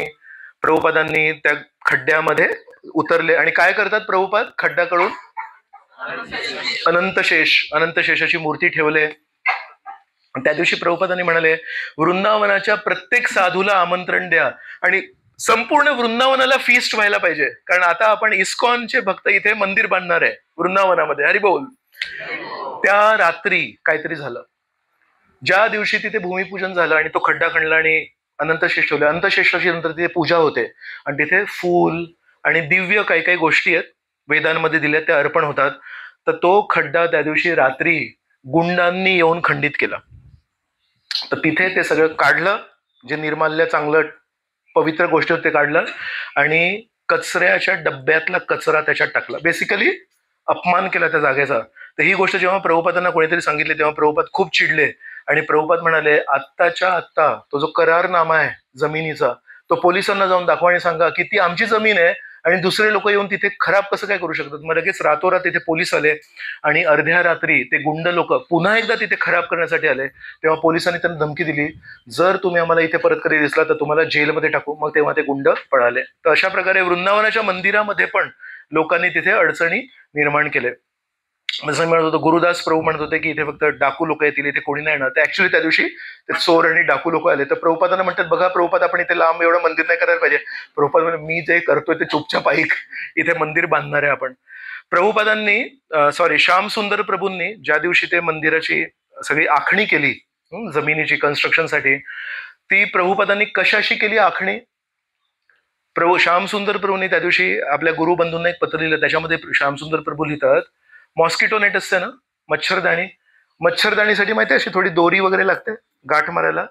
प्रभुपादांकडे कृष्ण बलराम मंदिराच्या जमिनीची आखणी करण्यासाठी टेप नव्हती, मेजरिंग टेप. आज आपल्याकडे घरोघरी मेजरिंग टेप असे तेव्हा नव्हती. प्रभुपादांनी मच्छरदाणी मधून ती दोरी काढली आणि त्या दोरीनी त्या जमिनीची आखणी केली. तर बेसिकली प्रभुपाद जे आहे ते आहे, पण चला पुढे चला, थांबायचं नाही, अशा प्रकारे होते. त्या मंदिराचे जे टेम्पल प्रेसिडेंट होते, मॅनेजर होते, त्यांचं नाव होतं गुणार्णव म्हणून. तर गुणार्णवला एकदा त्यांच्या ऑफिसमध्ये बोलवलं आणि म्हणाले, दाखव मला बिल काय काय आहेत आणि तुझ्याकडे पैसे किती आहेत, इनकमिंग आणि आउट गोईंग किती किती आहे. मग ते म्हणाले की माझ्याकडे ना बिल्स सगळे डुप्लिकेट बिल्स आहेत. मग म्हणले ओरिजिनल बिल कुठे आहेत. तर म्हणाले ते दिल्लीचा जो टेम्पल प्रेसिडेंट आहे तेजियस प्रभू, त्यांच्याकडे आहेत म्हणून. तर तेजियस प्रभू सगळे फायनान्सचे पेमेंट वगैरे तिथे, कारण कलेक्शन कुठे होत आहे दिल्लीला, वृंदावनमध्ये कलेक्शन कुठे, पैसे कुठे आहेत. तर तेजियस प्रभू आहेत ते तिकडे पैसे, जे हार्ड कॉपी होती, पहिली कॉपी जी होती ती तेजियस प्रभूंकडे होती. म्हणजे असा विचार करू नका की तुम्ही तुमच्या गुरुंशी बोलताय, असं विचार करा की तुम्ही चार्टर्ड अकाउंटंटशी बोलताय. चार्टर्ड अकाउंटंटला जर तू सांगितलं की वृंदावन मंदिराचे बिल दिल्ली मंदिरात आहेत तर तू मान्य करेल का. मग गुणार्णवाला कळलं की नाही नाही, आपण ओरिजिनल बिल इथे ठेवायला पाहिजे. अशा प्रकारे प्रभुपादांनी शिकवलं. प्रभुपाद एकदा दिल्लीला गेले होते, तर दिल्लीवरून वृंदावन येताना छटीकरा रोड आहे, छटीकरा रोडवरून असं लेफ्ट टर्न घेतात. तर तिथून गुणार्णव प्रभू त्यांना रस्ता दाखवण्यासाठी बाईकनी छटीकरापर्यंत गेले आणि तो आग्रा दिल्ली हायवे आहे, तिथून असं लेफ्ट टर्न घेऊन आतमध्ये आले. तर तेव्हा त्यांच्या बाजूला सुरभी स्वामी बसले होते, कन्स्ट्रक्शन जे बघत होते ते. तर प्रभुपाद खिडकीच्या बाहेर बघत होते, तिथे सगळे असे शेत होते. मग प्रभुपादांनी काहीतरी बोलले मध्येच, एकदम मंद आवाजात काहीतरी बोलले. तर सुरभी स्वामी म्हणतात, काहीतरी ऐकायला पाहिजे, विशेष असणार. प्रभुपाद इतक्या वर्षांनी सगळं भ्रमण करून वृंदावनात आलेत आणि शेतांकडे बघून काहीतरी, कदाचित राधाकृष्ण दिसले की काय प्रभुपादांना गुरूंना. तर व्हॉट डिड यू से प्रभुपाद? प्रभुपाद म्हणतात, cement. What did you say before? Cement. तो म्हणाला, मग कळलं नाही मला, सिमेंट तिथे कुठे सिमेंट नाही. आय एम वंडरिंग की आपल्या कृष्ण बलरामला मंदिराला बांधायला सिमेंट कुठून मिळेल म्हणून. तर मग सुरभी स्वामी म्हणाले, आम्हाला असं वाटायचं की प्रभुपाद नेहमी कृष्णाचा जप करतात, तर नेहमी शेतांमध्ये कुठे झाडावर कृष्ण वगैरे बघत असतात. पण प्रभुपाद प्रॉपर प्रॅक्टिकल व्यक्ती होते. म्हणाले, आपल्या इथे मंदिर बांधायचं आहे, भक्त येणार आहेत, त्यांच्यासाठी सिमेंट कुठे आहे? तर तेव्हा मला लक्षात आलं की प्रभुपादांचं लक्ष कुठे आहे. मग ते तुम्हाला सिमेंटची स्टोरी सांगितली मी आज सकाळी. तर ते सुबल स्वामी होते. सुबल स्वामींनी तक्रार केली प्रभुपादांना, मला तुम्ही सिमेंटची गोणी मोजायला ठेवलंय आणि सिमेंटच्या गोणीमध्ये सिमेंट किती ते मोजायला ठेवलंय, मी ते नाही राहू शकत. नंतर ते इंग्लंडला पळून गेले. पण प्रभुपादांनी ते काही बदललं नाही. प्रभुपाद म्हणाले, मला इथे मंदिर पाहिजे म्हणून. मग गुरुदास प्रभू आणि यमुना माताजींचे हजबंड आहेत ते गुरुदास प्रभू. तर अशा प्रकारे ते तिथे राहत होते. मग जेव्हा सुबल स्वामी निघून गेले, तेव्हा प्रभुपादांनी गुरुदास प्रभूंना तिथलं टेम्पल प्रेसिडेंट बनवलं आणि म्हणाले, आता तुम्ही दोघं मिळून हे वृंदावन मंदिर बनवायचंय. तर गुरुदास प्रभू आपले सिंपल गृहस्थ, आज पण एकदम सिंपल आहेत. तर त्यांनी जन्माष्टमी 73, जन्माष्टमी 1973 मध्ये हे पूर्ण कृष्ण बलराम रेडी होईल अशी अनाउन्समेंट केली. आणि प्रभुपाद म्हणतात, कन्स्ट्रक्शन करायला किती वेळ लागतो माहितीये का तुला? आणि तुझ्याकडे पैसे आहेत का? कारण प्रभुपादांना सगळं माहितीये मुंबईमध्ये काय काय झालंय म्हणून. तर म्हणतात, अजिबात ते टेम्पल ओपनिंग होणार नाही. गुरुदास प्रभू म्हणतात, प्रभूजी तुम्ही काळजी करू नका, मी जन्माष्टमीला ते मंदिर उघडेन. ते मंदिर कधी उघडलं माहितीये? रामनवमी 1975, आणि ते जन्माष्टमी 73ला उघडणार होता. तर गुरुदास प्रभू बिचारे कन्स्ट्रक्शन कधी केलं नाही, गृहस्थ होते, पण प्रभुपादांनी त्यांना ती जबाबदारी दिली. एकदा एक भक्त वृंदावन मंदिरासाठी पैसे मागण्यासाठी प्रभुपादांना भेटायला मुंबईला गेले. तर त्याच्या आधी मायापूरचे जयपताका स्वामी पण होते. तर मायापूरमध्ये आता मंदिर, बॉम्बेचं मंदिर झालं चालू आणि तिथे प्रभुपाद राहत आहेत, आणि मायापूरचं मंदिर आणि वृंदावनचं मंदिर चालू आहे कन्स्ट्रक्शन. तर त्या दोन मंदिराला जेव्हा पण पैसे पाहिजेत, तर तिथे कलेक्शन तर काही नाहीये, मग पैसे कुठून येणार? प्रभुपादांकडून येणार. मग जयपताका महाराज मुंबईला प्रभुपादांना भेटायला आले. तर हे जे वृंदावनचे भक्त आहेत ते बाजूला वाट बघतायत आणि जयपताका महाराज आले आणि म्हणाले, मग काय, किती पैसे पाहिजे तुला? कारण प्रभुपाद म्हणले, मायापूरचा कोणी माणूस आला म्हणजे पैशांसाठी आला, वृंदावनचा कोणी माणूस आला म्हणजे पैशांसाठी आला, मग काय, किती पैसे पाहिजे तुला? म्हणाले, हे याच्यासाठी एवढे, याच्यासाठी एवढे, याच्यासाठी एवढे, याच्याकडे. अरे पण टोटल किती पाहिजेत? म्हणाले, 1.5 लाख रुपये पाहिजेत. प्रभुपादांनी सेक्रेटरीला म्हटलं, 70,000 दे त्याला म्हणून. अर्धेच पैसे दिले जयपताका महाराजांना. पण ठीक आहे, चला तेवढे वेळ चला जयपताका. ते मागचे जे भक्त आहेत ते विचार करतायत, 1.5 लाखाला 70,000 दिले आणि यांची रिक्वायरमेंट होती 2.5 लाख. मग घाबरत घाबरत गेले. मग काय, तुला किती पाहिजेत? म्हणे प्रभुपाद, याच्यासाठी एवढे, याच्यासाठी एवढे, याच्यासाठी. टोटल किती होतात? 2.5 लाख रुपये. घाबरत घाबरत बोलले. पण प्रभुपादांना वृंदावन मध्ये मंदिर आधी पाहिजे होतं. तर प्रभुपादांनी सेकंड सांगितलं, याला 2.5 लाख रुपयाचा चेक दे म्हणून. तो म्हणतात, अरे काय चाललंय, त्याला 70 मिळाले, मला टोटल मिळाले. मग त्यांनी तो चेक घेतला आणि चालायला लागला तो भक्त. तर प्रभू, एक मिनिट थांब थांब इथे. मग सेक्रेटरी बसले. सेक्रेटरीला म्हटलं, हा चेक जर आपण पंजाब नॅशनल बँकमध्ये, इस्कॉनचं खातं होतं वृंदावनमध्ये, म्हणतात हा चेक जर आपण आपल्या बँकेतून पोस्टाने पंजाब नॅशनल बँकला पाठवलं तर किती पैसे लागतात? तर तेव्हा सेक्रेटरीनी बघितलं आणि म्हणाले, 75 पैसे लागतात. मी याला विचारलं, आता तू हा चेक घेऊन जाशील वृंदावनला, आपल्या इस्कॉन मंदिरातून तू रिक्षा करून जाणारच पंजाब नॅशनल बँकला, त्याचे पैसे किती होतात? तर तो म्हणाला, ₹1.25. तुम्हाला चेक परत दे. तो चेक परत घेतला, सेक्रेटरीला दिला. 50 पैसे वाचवण्यासाठी प्रभुपादांनी तो 2.5 लाख रुपयाचा चेक परत घेतला आणि पोस्टाने पाठवला. तर ही खरी स्टोरी आहे. तर ते जे भक्त आहेत ते म्हणतात, तेव्हा मला कळलं की प्रभुपादांचं म्हणजे काय काय विचार करताना किती लहान लहान गोष्टींकडे लक्ष होतं आणि कोणाला किती पैसे द्यायचे हे पण प्रभुपादांना कळत होतं, कोणाला दीक्षा द्यायची हे पण कळत होतं, संन्यास कोणाला द्यायचा हे पण कळत होतं, प्रभुपाद तात्पर्य भक्तिवेदांत तात्पर्य लिहितं ते पण कळत होतं. तर प्रभुपादांना काय काय कळत होतं. तर अशा प्रकारे प्रभुपाद होते. तर प्रभुपादांनी जेव्हा या वृंदावन मंदिराची स्थापना केली तेव्हा म्हणाले आपण इथे ना मधल्या ऑल्टरमध्ये मेन जे मूर्ती आहे ते कृष्ण बलराम आपण ठेवू म्हणून. तर कृष्ण बलराम का, कारण तो एरिया रमणरेती एरिया होता आणि रमणरेती एरियामध्ये कृष्ण बलराम आणि त्यांचे सखा मित्र होते ते तिथे खेळायचे. पण जेव्हा प्रभुपादांनी ही घोषणा केली की आपण कृष्ण बलराम मंदिर बांधूया तेव्हा पण त्यांच्या गुरुबंधूंनी त्याच्यावर टीका केली की ऍक्च्युली आपण माधुर्य भावातले आहोत, आपण राधाकृष्णातले आहोत आणि हे जे स्वामीजी आहेत हे कृष्ण बलराम का मंदिर बांधतात, हे राधाकृष्ण मंदिर का नाही बांधत म्हणून. तर प्रभुपाद म्हणे त्यांची काळजी करू नका, तुम्ही कृष्ण बलराम मंदिर बांधा. तर कृष्ण बलराम का, प्रभुपादांच्या मनामध्ये राधाकृष्ण आहे, प्रभुपादांच्या मनात ती जागा कुठली आहे, ती कृष्ण बलरामची जागा होती आणि म्हणून कृष्ण बलरामच्या जागेमध्ये कृष्ण बलरामचं मंदिर बांधायचं. तर प्रभुपादांची चेतना आहे मूळ वृंदावनामध्ये इथे कोण खेळायचं.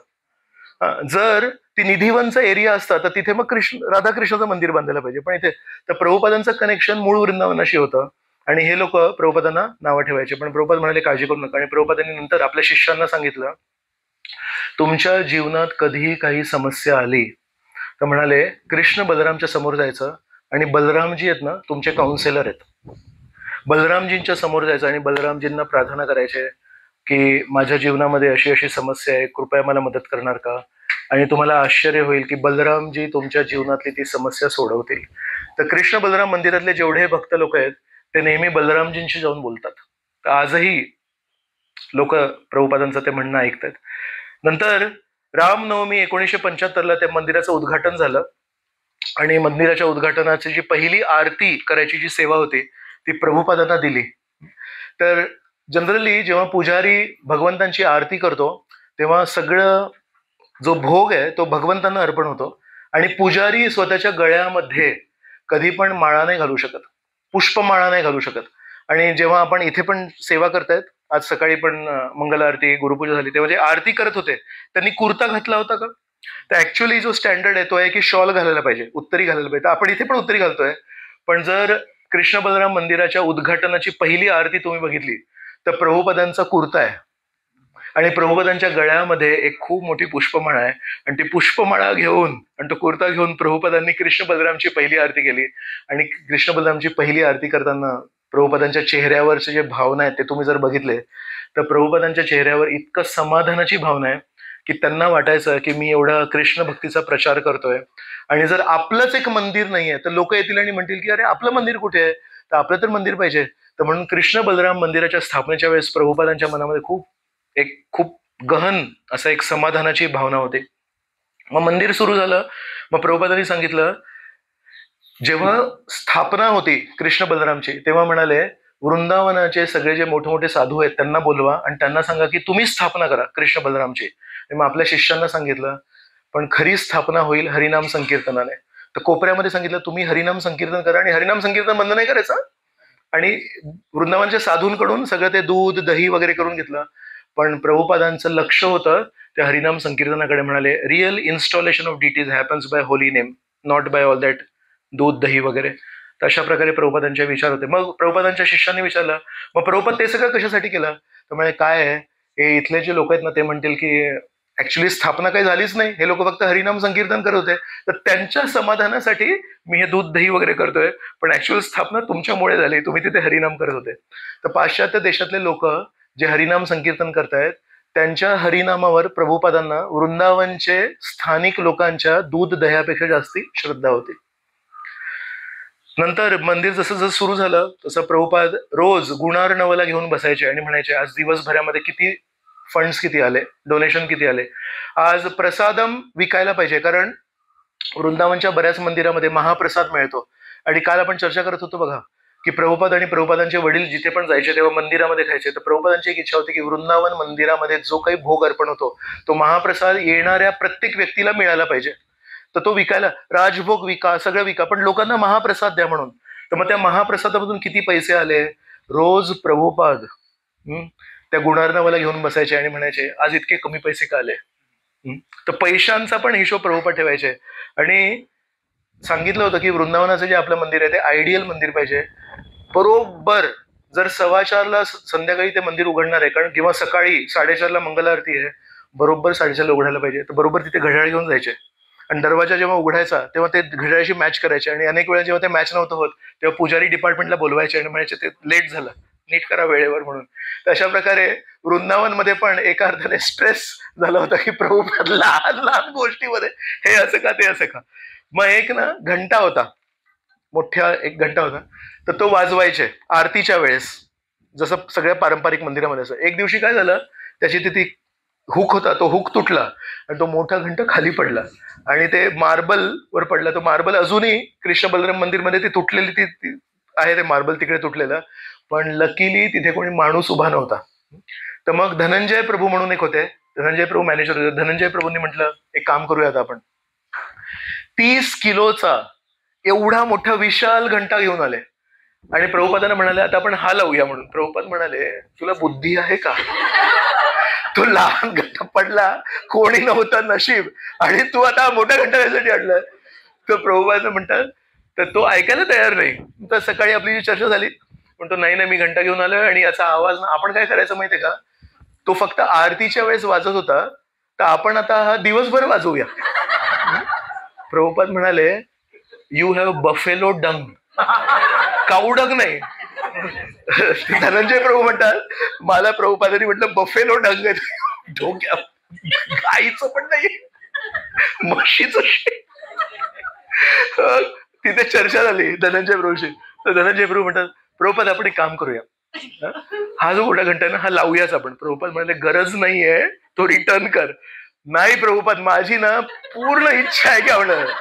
तर ठीक आहे एक काम करूया, मंदिराच्या बाहेर तो जो झाड दिसतोय तुला, त्या झाडावर लाव हा घंटा. प्रभुपाद मी सांगू तुम्हाला, हा बघा मंदिराच्या आवारामध्ये हा एक हुक आहे ना, त्या हुकला लावूया. प्रभुपाद अरे तिथूनच तुटला तो परत तिथे ना. प्रभुपाद तो हुक जर तुटू शकतो तर तुम्ही म्हणताय की त्या झाडाच्या फांदीला लावायचा, ती फांदी नाही तुटू शकत. प्रभुपाद म्हणाले काय माणूस या, मी सांगतोय त्याला जे करायचं ते कर. तर अशा प्रकारे 5 मिनिटं या दोघांची चकमक झाली की काय करायचं काय करायचं. शेवटी प्रभुपाद म्हणाले ठीक आहे तू लाव. मग लावताना म्हणाले तू काय म्हणत होतास की फक्त आरतीच्या वेळेस नाही वाजायला पाहिजे, दिवसभर वाजायला पाहिजे. काय माझी आता इच्छा ऐक मग काय आहे की एक जेव्हा वाजेल दुपारचं तेव्हा एकदा वाजवायचा, टंग 2 वाजले की टंग टंग 2 असं. तर जितके वाजतील तेवढे ते वाजायला पाहिजे आणि अर्ध्या तासाला एकदा वाजायला पाहिजे. ठीक आहे. तर आता एक इथे सिक्युरिटी गार्ड ठेव आणि सिक्युरिटी गार्डचं एकच काम आहे की पूर्ण दिवसभर अर्ध्या तासाला एकदा वाजवायचं आणि जितके वाजले तेवढं ते वाजायचं. आणि प्रभुपाद सकाळी मॉर्निंग वॉकला जायचे मंगल आरती नंतर, तर बरोबर जप करताना कान द्यायचे आणि 6 वाजता ते 6 वेळा वाजलं तर मग आता 6 वाजले चल आता मॉर्निंग वॉकला, आणि मग दर्शन आरतीच्या आधी फिरून लगेच परत यायचे. तर अशा प्रकारे ती सिस्टम सुरू झाली. मग एक दिवशी प्रभुपाद जेव्हा फिरून आले तेव्हा तो जो तिथला जो सिक्युरिटी गार्ड होता तो दोराचा एक बंडल घेऊन प्रभुपादांसमोर उभा राहिला. तर प्रभुपाद म्हणले मला कशाला दाखवतोय. तर म्हणे नाही ते असं मी खेचत होतो ना. प्रभुपादांनी काय सांगितलं झाडावर लाव, तर यांनी आतमध्ये लावला. तर आतमध्ये तो हुक होता, तिथे असा एक कॉर्नर होता भिंतीचा, आणि त्या जेव्हा खेचायचा तेव्हा त्या कॉर्नरला तो असा दोर होता तो घासायचा, आणि त्या दिवशी नेमका तो दोर तुटला आणि तो असं खेचता खेचता तो दोरच हातात आला आणि ती घंटी वाजलीच नाही. तर प्रभुपाद 7 वाजले घंटी नाही. तर प्रभुपाद गेली तुमचं दोर हातात मला, तो दोर तुटला. धनंजयला बोलव. मग धनंजयला परत बोलव. तुला मी काय सांगितलं होतं, झाडावर लावायला सांगितलं होतं आणि तू आतमध्ये लावायचं आणि आता तो दोर तुटलाय, आता काय करशील. प्रभुपाद नवीन दोर लावेन मी. अरे मी तुला काय सांगतोय. पण धनंजय प्रभूने ते शेवटपर्यंत ऐकलं नाही आणि त्याने काय केलं असेल, तो जिथे ते क्रॉस होत होतं घासत होतं त्याला टेपर केलं, तिथलं ते काढलं. पण त्यांची जी इच्छा होती आतमध्ये लावायची तेच लावलं. मग एक दिवशी सकाळी नाही रात्री 2 वाजता प्रभुपादांनी सर्वंटला उठवलं. म्हणजे कॉल धनंजय. तर धनंजय प्रभू त्यांच्या रूम मध्ये झोपले होते. तर सर्वंट येऊन म्हणतोय Prabhupada is calling you. Prabhupada is calling me for what. म्हणजे Prabhupada said call him immediately, no need to take bath, just put on gamcha and come as fast as possible. एवढी काय इमर्जन्सी आली. तर धनंजय प्रभू रात्री 2 वाजता गमछा घालून आंघोळ न करता गेले. प्रभुपादांना नमस्कार केला आणि येस प्रभुपाद म्हणाले did you hear what Prabhupada, did you hear? No Prabhupada, I didn't hear anything. That is my point, की 2 वाजताची घंटा वाजली नाही. रात्री 2 वाजता धनंजय प्रभूंना प्रभुपादांनी तिथे पाठवलं. आणि याचा अर्थ सेक्युरिटी गार्ड झोपलाय, त्याला उठव. तर धनंजय प्रभूंना 2 वाजता तिथे पाठवलं. बेसिकली धनंजय प्रभूंना कळलं मी तो घंटा आतमध्ये लावलाय तो प्रभुपादांना अजिबात आवडलेलं नाही. मग हे जेव्हा रात्री 2 वाजता प्रभुपादांनी त्याला पाठवलं तेव्हा धनंजय प्रभू सॉरी येऊन म्हणाले आणि तो घंटा तिथून बाहेर काढला. तर आजही वृंदावन मंदिरांमध्ये गेले तर तुम्हाला रात्री 1, 2, 3, 4 सगळं ऐकू येतं. तर अशी प्रभुपादांची ती तेव्हाची गंमत आहे. मग वृंदावनामध्ये प्रभुपादांचे काही प्रेमळ गुरुबंधू पण राहायचे. त्यातले एक होते अकिंचन कृष्णदास बाबाजी महाराज. अकिंचन कृष्णदास बाबाजी महाराज हे प्रभुपादांचे खूप जीवलग मित्र होते. अकिंचन कृष्णदास बाबाजी महाराजांना एकदा खूप ताप आला आणि एका वैद्याला बोलवलं त्यांनी. तेव्हा वैद्याने जेव्हा स्टेथोस्कोप हृदयावर जेव्हा ठेवलं तेव्हा त्यांना हरे कृष्ण महामंत्र ऐकू आला. तर अकिंचन कृष्णदास बाबाजी महाराज हे काहीही बोलत नव्हते. वर्षानुवर्ष बाबाजी वेश घेतला होता. भक्तिसिद्धांत सरस्वतींचे 1-2च बाबाजी शिष्य आहेत. त्यांनी बोलणं बंद केलं होतं. त्यांना जर पाणी पाहिजे तर म्हणतील हरे कृष्ण कृष्ण कृष्ण हरे हरे, हरे राम राम राम हरे हरे, हरे कृष्ण कृष्ण कृष्ण हरे हरे. त्यांनी अनेक वर्षांपासून हरे कृष्ण महामंत्र सोडून तर त्या डॉक्टरला वैद्याला हृदयातून हरे कृष्ण महामंत्र ऐकू आला होता. ही खरी गोष्ट आहे. तर प्रभुपादांना या अकिंचन कृष्णदास बाबाजी महाराजांशी खूप प्रेम होतं. तर अकिंचन कृष्णदास बाबाजी महाराज कधी प्रभुपादांना भेटायला जेव्हा यायचे तेव्हा तर प्रभुपादांनी सर्वंटला बाहेर ठेवलं होतं आणि सांगितलं होतं कोणीही आलं अजिबात मला भेटू द्यायचं नाही, मला पुस्तकांचं ट्रान्सलेशन करायचं आणि लोक येऊन नको त्या गोष्टी बोलतात आणि डिस्टर्ब करतात मला. तर अकिंचन कृष्णदास बाबाजी महाराज आले तर सर्वंटला सांगितलं मला AC भक्तिवेदांत स्वामी त्यांच्याशी भेटायचं आहे, मी त्यांचा गुरुबंधू आहे. म्हणजे प्रभुपादांनी सांगितलंय कोणालाही भेटायची परवानगी नाही. म्हणजे अरे त्यांना सांग अकिंचन कृष्णदास बाबा कोणा सोबत घेऊन आले होते ते म्हणले अरे गुरुबंधू आहे त्यांना भेटू दे म्हणून. म्हणजे प्रभुपादांनी सांगितलंय कोणालाही भेट. तर हे जे थोडे बोलणं चालू होतं ते प्रभुपादांनी ऐकलं. प्रभुपाद आले खिडकीपर्यंत बघायला कोण अकिंचन कृष्णदास बाबाजी मला हरी बोल या या या. सर्वंट म्हणतोय तुम्हीच मला सांगितलं की कोणाला. मग त्या दुसऱ्या माणसाने सांगितलं की तुमचा सर्वंट तर म्हणतोय की कोणाला परवानगी नाहीये. तर प्रभुपाद सर्वंट तुला कोणी सांगितलं रे, चल बाजूला हो इकडे. तर सर्वंट बिचारा म्हणतोय तुम्हीच सांगितलं मला कोणाला आणि तुम्ही आता त्यांच्यासमोर माझी बसेल. मग अकिंचन कृष्णदास बाबाजी महाराजांसोबत 3-4 तास बंगाली भाषेमध्ये प्रभुपादांनी गप्पा मारल्या. आणि तिथे जो सर्वंट बसला होता त्याला बंगाली भाषा तर कळत नव्हती. त्याला फक्त एकच कळलं राधा कृष्ण वृंदावन हे 3 शब्द कळत होते. आणि अकिंचन कृष्णदास बाबाजी महाराज काहीतरी सांगितलं प्रभुपाद इतके हसायचे इतका आनंद घ्यायचे. मग प्रभुपाद काहीतरी सांगायचे. मग ते अशा प्रकारे या 2 गुरुबंधूंनी कृष्ण कथा एक्सचेंज केली. आणि नंतर जाताना प्रभुपाद त्यांना खालपर्यंत सोडायला आले. आणि नंतर हे जे सर्वंट होते अजूनही थोडे कन्फ्युज होते की अशा परिस्थितीमध्ये काय काय. प्रभुपाद म्हणाले तुला जे मी सांगितलं होतं ते साधारण लोकांसाठी सांगितलं होतं. अकिंचन कृष्णदास बाबाजी महाराज त्यांना नाही रोकायचं. तर मला कसं कळणार ते, तुम्ही सांगितलं ते केलं. प्रभुपाद नाही शिकायला पाहिजे. एकदा एक जादूगार आले वृंदावनामध्ये. त्यांनी हातामध्ये असा एक शिक्का ठेवला आणि म्हणाले गो आणि हात असा केला तेव्हा तो शिक्का गायब. तर प्रभुपादांनी म्हटलं तुम्ही पैशांना गायब करू शकता पण तुम्ही पैशांना निर्माण करू शकता का. त्यामुळे निर्माण नाही करू शकत. मग हेच तर आहे. मग त्यांनी अजून एक जादू दाखवली. एक पांढऱ्या रंगाचा पीस ठेवला आणि नंतर असा तो घासला, बघितलं तर लाल रंगाचा झाला. मग तोच पीस असं परत घासला तो हिरव्या रंगाचा झाला. तर मग सगळेजण एकदम खुश झाले. मग तेव्हा प्रभुपादांना लक्षात आलं की हा जादू करतोय म्हणून. तो प्रभुपादांनी म्हणाले एक काम करतो, तू बऱ्याच गोष्टींना गायब करतोयस, तू जन्म मृत्यू जरा व्याधीला गायब करू शकतोस का. तर त्या जादूगारी सांगितलं नाही करू तुम्ही, ते मी करू शकतो, ती खरी जादू आहे म्हणून. मग सगळ्या लोकांनी लगेच टाळ्या वाजवल्या. तर अशा प्रकारे प्रभुपाद प्रद्युम्न प्रभू होते एक. प्रद्युम्न प्रभूंना ऑगस्ट 1975 म्हणजे रामनवमी म्हणजे एप्रिलमध्ये मंदिर सुरू झालं आणि ऑगस्ट महिन्यामध्ये प्रभुपाद प्रद्युम्न प्रभूंना धरले आणि म्हणाले कृष्ण बलराम मंदिरामध्ये जे ऑफरिंग्स होतात ते खूप उत्कृष्ट पाहिजेत मला, कारण वृंदावनामध्ये राधाकृष्णांची सेवा ही एकच गोष्ट प्राधान्य आहे. तर काय काय प्रभुपादांनी दिलेलं आहे प्रद्युम्न प्रभूंना ते जस्ट आपल्याकडे मंदिर जेव्हा येईल तेव्हा कामी येईल आपल्याला. 6 ऑफरिंग्स आहेत. एक आहे मंगल आरती. मंगल आरतीमध्ये स्वीट राईस आणि 3 प्रकारचे स्वीट्स, रसगुल्ला इत्यादी 3 प्रकारचे स्वीट्स. ब्रेकफास्टमध्ये एका ताटामध्ये 2 पुरी, हलवा, सब्जी आणि काही फळं. राजभोगमध्ये एका प्लेटमध्ये 6 चपात्या, भात, डाळ, 4 प्रकारच्या सब्जी, खिचडी, खीर, पुष्पान्न राईस म्हणजे स्पेशल राईस, चटणी आणि रोज एक वेगवेगळं स्वीट. मग नंतर 4:15ला जेव्हा उठतात, उत्थापन भोग म्हणतात त्याला, त्या उत्थापन भोग मध्ये फ्रुट्स आणि एक स्वीट. संध्याभोग मध्ये 2 समोसे, हलवा, पुष्पान्न राईस, 2 पुऱ्या, 2 पकोडे, दुसऱ्या प्रकारचे 2 पकोडे, 2 सब्जी, चटणी, fruit, 2 pieces of daily sweet आणि एक नमकीन. आणि संध्याकाळी 8:30 वाजता एक ब्याल भोग असतो. ब्याल भोगामध्ये 8 पुऱ्या, 2 समोसे, जर थंडीचे दिवस असेल तर पोटॅटो कचोरी, आणि जर उन्हाळ्याचे दिवस असेल तर दाल कचोरी, आणि 2 प्रकारचे 2 गोल काहीतरी स्वीट्स, आणि 2 बर्फी दुधाचे, आणि 3 किंवा 4 सब्जी, हलवा आणि दूध. तर हे प्रभुपादांनी प्रद्युम्न प्रभूंना सांगितलंय. हे आपल्याकडे रेडी आहे, किचन डिपार्टमेंट. आता गंमत आहे की प्रभुपादांनी हे सगळं सांगितलं किचनला हे सगळं करायला, पण त्यावेळेस LPG गॅस थोडीच होता, तेव्हा तो पाईप्ड गॅस थोडीच होता. तेव्हा कसं करायचे, केरोसिनचा स्टोव्ह किंवा कोळशाची चूल.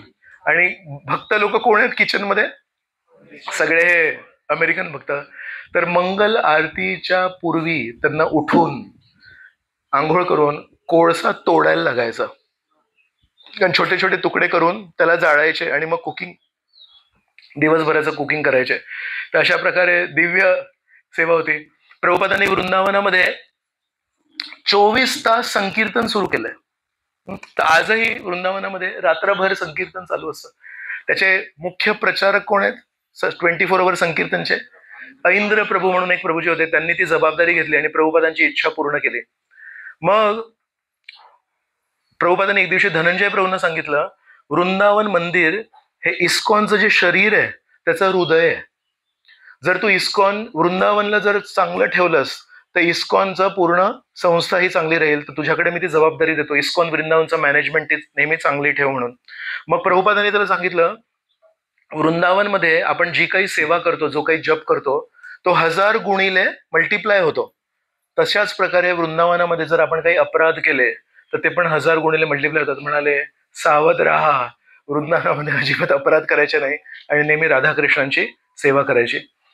आणि प्रभुपादांनी एक दिवशी धनंजय प्रभूंना काही शब्द सांगितले, ते लिहिले, इंग्लिशमध्ये सांगितले प्रभुपादांनी. Vrindavan means where everyone is in love, in intense love with Krishna. You have come to Vrindavan. Try to learn how to love, intensified love for Krishna. That is the perfection of life.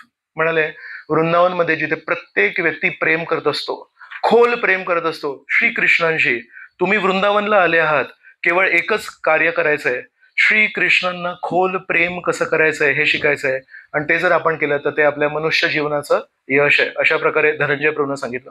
मग एक दिवशी प्रभुपाद म्हणाले, आता ही 1976 1 वर्षानंतरची गोष्ट आहे, म्हणाले, वृंदावन जर हार्टबीट आहे, हृदय आहे इस्कॉनचं, तर आपण इथे गुरुकुल पण सुरू करायला पाहिजे. तर गुरुकुल कुठून येणार? आता मंदिर आत्ताच 3 वर्ष लागले मंदिर बांधायला. मग एक भगतजी म्हणून एक मित्र होते प्रभुपादांचे, त्यांनी जमीन डोनेट केली त्यांच्या आईच्या नावाने आणि तिथे मग गुरुकुल बांधलं. तर कसं बांधायचं गुरुकुल ते पण प्रभुपादांनी सांगितलं. असं चौकोन बांधायचं गुरुकुल आणि मध्ये जमीन असेल जिथे मुलं खेळतील, चारी बाजूंनी गुरुकुल पाहिजे, अशा प्रकारे प्रभुपादांनी सांगितलं. नंतर गुणार्णवाला सांगितलं, आता गुरुकुल झालं, मंदिर झालं, आता भगवंतांसाठी दूध आपलंच पाहिजे, तर आपल्याकडे गोशाळा पण पाहिजे. तर गुणार्णव म्हणतोय, पण पैसे कुठे आहेत? तर गुणार्णवने विचारलं की पैसे कुठून आणतो? म्हणाले, मला नाही माहिती. मग गुणार्णव प्रभूंकडे एक सिको कंपनीचं घड्याळ होतं. तर गुणार्णव प्रभू म्हणतात, मी जाऊन बाजारात ते सिको कंपनीचं माझं जे घड्याळ होतं फॉरेनचं ते विकलं आणि त्याच्याने 2 गायी विकत घेतल्या.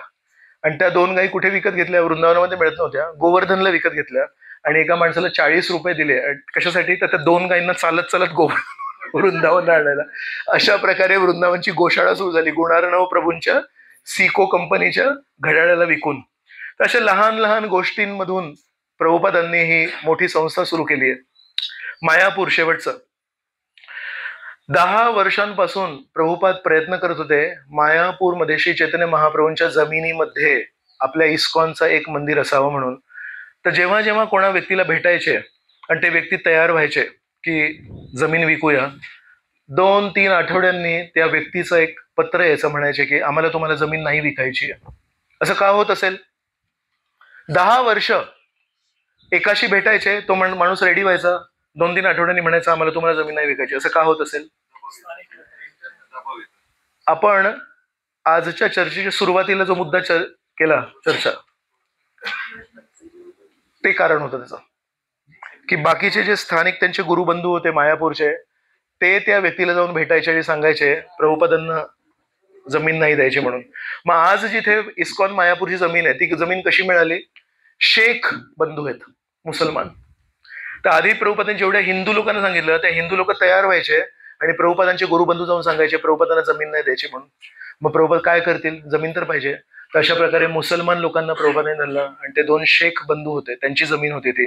मग प्रभुपादांनी त्यांना जेव्हा सांगितलं, त्यांनी गुरुबंधूंचं नाही ऐकलं आणि त्यांना चांगले पैसे दिले. 14,500 रुपये दिले. 9 बिघा जमीन, 9 बिघा जमीन प्लॉट होता तो सुरुवातीला. त्याला 14,500 त्याची किंमत होती त्यावेळेस. तर त्या शेख ब्रदर्सला प्रभुपादांनी 14,500 मध्ये ती जमीन विकत घेतली आणि तमाल कृष्ण महाराजांना सांगितलं की हे 14,500 रुपये घेऊन जा आणि ती जमीन विकत घेतल्याशिवाय परत यायचं नाही कलकत्त्याला. 6 दिवस झाले तमाल कृष्ण महाराज मायापूरलाच गेलेत. तिथून काही टेलिग्राम नाही, पत्र नाही, काही नाही. आणि एक दिवशी रात्री 6 दिवस झाले प्रभुपाद कलकत्ता मंदिरामध्ये बसलेले आहेत आणि विचार करतायत, माझ्या शिष्याला कोणी मारलं का? कारण त्यावेळेस डाकू लोक होते.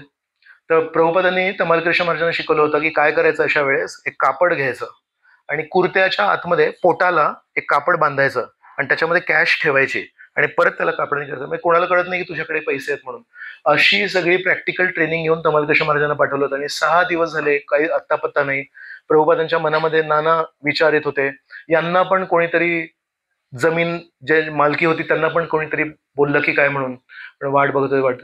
11:30 रात्री तमाल कृष्ण महाराज आले. तमाल कृष्ण महाराजांनी दंडवत प्रणाम केला. म्हणाले, व्हॉट इज द रिपोर्ट? म्हणाले, Prabhupada, the land is yours. Okay, now you can go and sleep. प्रभुपादांनी म्हटले, जमीन मिळाली का? जमीन मिळाली. म्हणाले, आता जाऊन तू झोपू शकतोस. अशा प्रकारे मुंबईच्या मंदिरासाठी असंख्य अडचणी, वृंदावनाच्या मंदिरासाठी असंख्य अडचणी आणि मायापूरच्या मंदिरासाठी पण असंख्य अडचणी. मग जेव्हा ती जमीन मिळाली तेव्हा प्रभुपादांनी सगळ्यात आधी एक लॉंग बिल्डिंग बांधली. तर त्या बिल्डिंगला काय म्हणतात? चक्रा बिल्डिंग. तर भवानंद नाही, जयपताका महाराज आणि त्यांचे असिस्टंट भवानंद महाराज ह्या पहिले तिकडले रहिवाशी आहेत. माझ्याकडे एक व्हिडिओ आहे, तो मी आजचं हे लेक्चर संपल्यानंतर आपल्या श्रवण यात्रे ग्रुपवर टाकेन. तर त्याच्यामध्ये भवानंद महाराज, आता भवानंद नाही, जयपताका महाराज आता तर खूप म्हातारे आहेत. तेव्हा तरुणपणी जयपताका महाराज नांगर चालवत आहेत आणि बाजूला ती लॉंग बिल्डिंग दिसते. तर त्या काळी प्रभुपादांनी त्यांच्याकडून नांगर चालू घेतले. विचार करा, लोक नसतील तर एक संन्यासी आहेत, संन्यास घालून ते बैलाला नांगर चालवत आहेत. आता भारतीय लोक नांगरणे चालू आहेत. इथे मी बघितलं या बिल्डिंगच्या पाठीमागे दुपारी आज इथे एक ट्रॅक्टर चालू होता. आणि त्यावेळेस जयपताका स्वामी हे अमेरिकन शिष्य आहेत, हे तिथे संन्यास कपडे घालून एक नांगर चालवतात. का तर प्रभुपाद म्हणाले, आपल्याकडे जास्ती पैसे नाही आहेत, तर भक्तांच्या जेवणासाठी जो तांदूळ वगैरे येईल तो आपल्यालाच करायचा, तर ही एवढी जमीन आहे, तू नांगर चालव. तर नांगर चालवलं त्यांनी. अशा परिस्थितीमध्ये एक दिवशी मायापूर मंदिरावर अटॅक झाला. आजूबाजूचे जे गाव आहेत ते दुसऱ्या धर्माचे आहेत आणि त्यांच्यामध्ये एक खबर पसरली की इथे जे राधा माधव आहेत, छोटे राधा माधव होते तेव्हा, हे तर मोठे नव्हते, ते सोन्याचे आहेत म्हणून खूप चमकायचे ते. पंकजांगरी प्रभू, जनानिवास प्रभू त्यांची इतकी सुंदर सेवा करायची की चमकायचे. तर खबर पसरली की सोन्याचे आहेत. तर ते सोन्याच्या 2 मूर्ती इथे आहेत, त्याच्यावर अटॅक झाला. तर मग त्यावेळेस एक भक्ती राघव महाराज होते. भक्ती राघव महाराजांवर एक त्यांनी गन काढली आणि ती गन चालवली.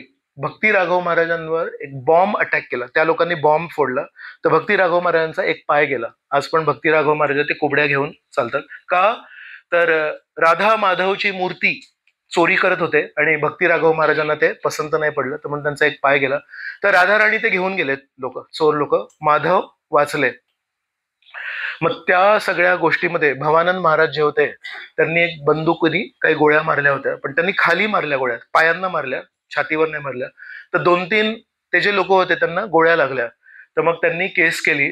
तर भवानंद महाराजांना अटक झाली आणि भवानंद महाराजांना नवद्वीपच्या रस्त्यावर तिथे पार केलं. नवद्वीपवर अशा हातांना बेड्या, पायांना बेड्या घालून मुद्दामून त्यांना लज्जित करण्यासाठी नवद्वीपच्या रस्त्यांवरून त्यांना असं परेड करून घेऊन गेले की बघा हे बाहेरचे लोक आले आणि इथे गोळीबार करतात, तर त्यांच्यासोबत आम्ही पोलिसांनी काय केलंय म्हणून. आणि तो फोटो न्यूजपेपरमध्ये छापला आणि तो फोटो जेव्हा प्रभुपादांनी बघितला तेव्हा प्रभुपादांच्या डोळ्यात अश्रू आले. म्हणाले, माझ्यासाठी हे लोक, बिचारे लोक, अमेरिकन लोक आहेत, त्यांना मी इथे बोलवलं आणि आपल्या संस्कृतीला आपण अजून पुढे नेण्याऐवजी त्यांनाच आपण पोलिस लोक अटक करतायत वगैरे. तर प्रभुपादांना खूप वाईट वाटलं. पण भवानंद महाराज जेव्हा जेलमधून सुटून प्रभुपादांकडे आले तेव्हा प्रभुपाद म्हणाले, I am proud of you. मला तुझा गर्व आहे की तू माझ्यासाठी हे सगळं केलंस. तर जयपताका महाराज आणि भवानंद महाराज यांनी त्या काळी प्रभुपादांसाठी जे काही केलं त्यासाठी प्रभुपाद त्यांच्यासाठी म्हणाले, मी खूप ऋणी आहे तुमचा. एकदा कुठेतरी रथयात्रा करायची होती. ही आत्ताची गोष्ट आहे, गेल्या 20 वर्षांची गोष्ट आहे. दक्षिण भारतामध्ये कुठेतरी रथयात्रा करायची होती. तर जयपताका महाराजांचे शिष्य आहेत दक्षिण भारतामध्ये. तर तिथला जो पोलीस कमिशनर होता तो परमिशनच देत नव्हता. आणि दरवर्षीची रथयात्रा आहे, पूर्ण सगळी तयारी झाली आहे, आता रथ सुरू करायचा आहे, जयपताका महाराज रेडी आहेत रथयात्रा नेण्यासाठी. पण म्हणाले का सुरू होत नाही? तर म्हणाले नाही, ते पोलीस कमिशनरने अडवून ठेवलंय. जयपताका महाराज म्हणाले, चल मी येतो भेटायला म्हणून पोलीस कमिशनरला. तर पोलीस कमिशनरच्या ऑफिसमध्ये गेले जयपताका महाराज आणि जयपताका महाराजांनी त्या पोलीस कमिशनरला विचारलं, काय प्रॉब्लेम आहे? तो म्हणाले, तुम्ही लोक काय नेहमी आवाज करता आणि काय तुम्ही रथयात्रेसाठी नीट काही करत नाही म्हणून. जयपताका महाराजांनी साष्टांग दंडवत प्रणाम केला जमिनीवर त्यांना. त्या पोलीस कमिशनरला म्हणाले, my spiritual master told me there should be Rathyatra in every city of India. Please give me permission for रथयात्रा.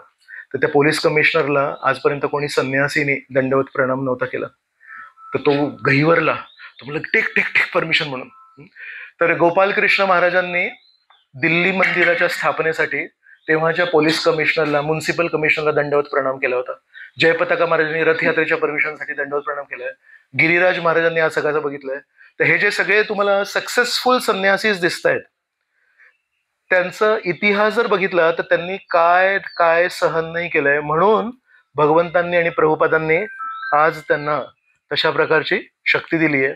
मग आज लिडरशिपमध्ये आहेत आणि आज मग लोकांचं मन प्रभावित करतायत. पण त्यासाठी इथे भरपूर त्यांनी काय काय गोष्टी सहन केल्यात. आणि नेहमी काय विचार होता, प्रभुपादांनी आम्हाला ती सेवा दिली आहे तर ती सेवा करायला पाहिजे. अशा प्रकारे हे प्रभुपादांचे शिष्य आहेत, खूप दिव्य, खूप विशेष आहेत. आणि प्रभुपादांच्या शिष्यांप्रती आपण किती कृतज्ञता व्यक्त केली ती सदैव कमीच पडणार आहे. मग प्रभुपादांनी तिथे मायापूरच्या मंदिरांमध्ये त्यांचे गुरु महाराज आहेत भक्तिसिद्धांत सरस्वती, त्यांनी जेव्हा प्रचार करायचे 100 वर्षाआधी, तेव्हा डायोरामा बनवायचे, बाहुल्या बनवायचे आणि बाहुल्यांच्या द्वारे लोकांना आकर्षित करायचे. तर प्रभुपादांनी ती जी कला आहे ती पुन्हा मायापूर मंदिरामध्ये स्थापित केली. सगळ्या शिष्यांना सांगितलं की तुम्ही ते शिकून घ्या. मग एक दिवशी चक्रा बिल्डिंग बनल्यानंतर छतावर होते आणि दूर श्री चैतन्य महाप्रभूंचं जन्मस्थान दिसतं, योगपीठ. त्याला बघून शेजारी भवानंद महाराज होते, त्यांना म्हणाले, so Bhavananda, what do you feel? Is Sri Chaitanya Mahaprabhu's birth important or Sri Chaitanya Mahaprabhu's activities are important? Shri Chaitanya महाप्रभूंचा जन्म महत्वाचा आहे की श्री चैतन्य महाप्रभूंचे कार्य महत्वाचे आहेत? तर भवानंद महाराज काय म्हणणार? कारण दोन्ही दृष्टिकोन मत आहे. भवानंद महाराज शांत बसले. प्रभुपाद म्हणाले, more important than birth are is activities. Nobody knows about the birth of Lord Chaitanya, but Shri Chaitanya महाप्रभूंनी भक्तीचा जो प्रचार केला तो महत्वाचा आहे. मग म्हणाले, that place is the birth of Lord Chaitanya Mahaprabhu and this is the activities of Sri Chaitanya Mahaprabhu. तर म्हणाले, इस्कॉन मध्ये आपल्याकडे ती जागा नाही आहे जिथे श्री चैतन्य महाप्रभूंचा जन्म झाला, पण ISKCON is doing activities of Lord Chaitanya Mahaprabhu. काय? हरिनाम संकीर्तनाचा प्रसार. तर म्हणून म्हणाले, ISKCON is more important, ISKCON Mayapur is more important than Yogapith. तर अशा प्रकारे प्रभुपादांचे वेगवेगळे दृष्टिकोन होते. प्रभुपादांनी लंडनला गेले. लंडनला म्हणाले, आपण काही वर्षांनी मायापूरमध्ये मंदिर बांधणार आहोत आणि त्या मायापूर मंदिराची जी उंची असेल ती 300 फूट उंची असणार आहे म्हणून. तर तेव्हा तिथे एक शेत होतं आणि एक बिल्डिंग होती, फक्त भक्तांची ग्राउंड +2 तेवढी बिल्डिंग होती. आणि त्या बिल्डिंगला बघून प्रभुपाद म्हणतात, आपण 300 फूट इथे उंच मंदिर बांधणार आहे. आणि त्या काळी 50 वर्ष आधी प्रभुपाद सांगितलं त्यासाठी आपल्याला वेगळं फाउंडेशन बांधायला लागेल, त्याला रॅफ्ट फाउंडेशन म्हणतात. हे नॉर्मल बिल्डिंगचं जे फाउंडेशन ते नाही चालत तिथे. आणि अनेक वर्षांनी आर्किटेक्टला जेव्हा प्लॅन दिला तेव्हा आर्किटेक्ट म्हणाले, याच्यासाठी रॅफ्ट फाउंडेशन लागेल म्हणून. तर ते प्रभुपादांना 50 वर्षात रॅफ्ट फाउंडेशन कसं काय माहिती होतं? माहित नाही. मग प्रभुपादांनी त्यावेळेस लंडनमध्ये होते आणि तिथला जो दूतावास होता भारताचा, तिथल्या हाय कमिशनरला सांगितलं की कृपया भारताचे जे पंतप्रधान आहेत, इंदिरा गांधी तेव्हा होते, तर म्हणाले त्यांना विनंती करणार का की मायापूर मंदिराचं जेव्हा आपण भूमिपूजन करू तेव्हा इंदिरा गांधी येऊ शकतात का, आम्हाला खूप आनंद होईल म्हणून. मग त्यांनी उत्तर दिलं, मी विचारलं पण इंदिरा गांधी अवेलेबल नाही आहेत. मग ज्या दिवशी भूमिपूजन करायचं होतं त्यावेळेस एकही मान्यवर मंडळी कोणीच नव्हते.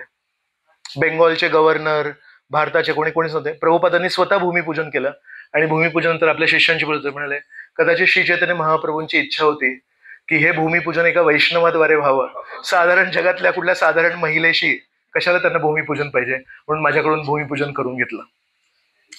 आणि एक दिवशी मायापूरमध्ये खूप पाऊस आला आणि गंगा याला पूर आला. तर पाणी सगळं गंगा नदीतून इथे आलं आणि मध्ये तो जो रोड आहे त्याला भक्ती सिद्धांत रोड नाव दिलंय.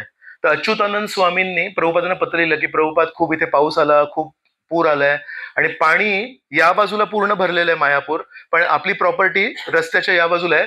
तर because of Bhakti Siddhanta road we were saved. Bhakti Siddhanta रस्त्यामुळे आपण वाचलो. तर प्रभुपादांनी लगेच उत्तर दिलं, we have always been saved by Bhakti Siddhanta Saraswati. We shall expect to be saved by him always. Always pray to his lotus feet. Whatever success we have in preaching Lord Chaitanya's mission is only due to his mercy. म्हणाले भक्तिसिद्धांत सरस्वतींनी आपल्याला नेहमीच वाचवलंय आणि पुढेही आपल्याला अपेक्षा फक्त भक्तिसिद्धांत सरस्वतींकडून आहे.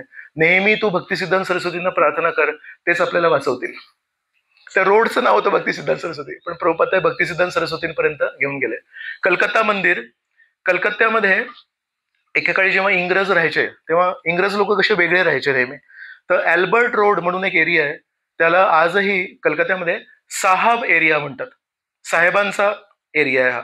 तर तिथे सगळे युरोपियन लोक राहायचे आणि प्रभुपादांना त्या अल्बर्ट रोडमध्ये मंदिराची जागा मिळाली. तेव्हा प्रभुपादांनी भक्तांना सांगितलं, शिष्यांना सांगितलं, आता मी साहेबांच्या एरियामध्ये पुन्हा एकदा साहेबांना घेऊन आलो.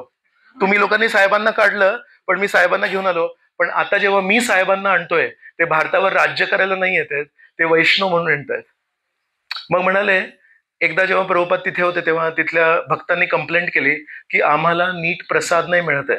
तर मॅनेजरला बोलवलं आणि म्हणाले काय रे तू नीट प्रसाद वगैरे देत नाही. म्हणाले नाही प्रभुपाद, तुम्ही जे सांगितलं तेच करतोय.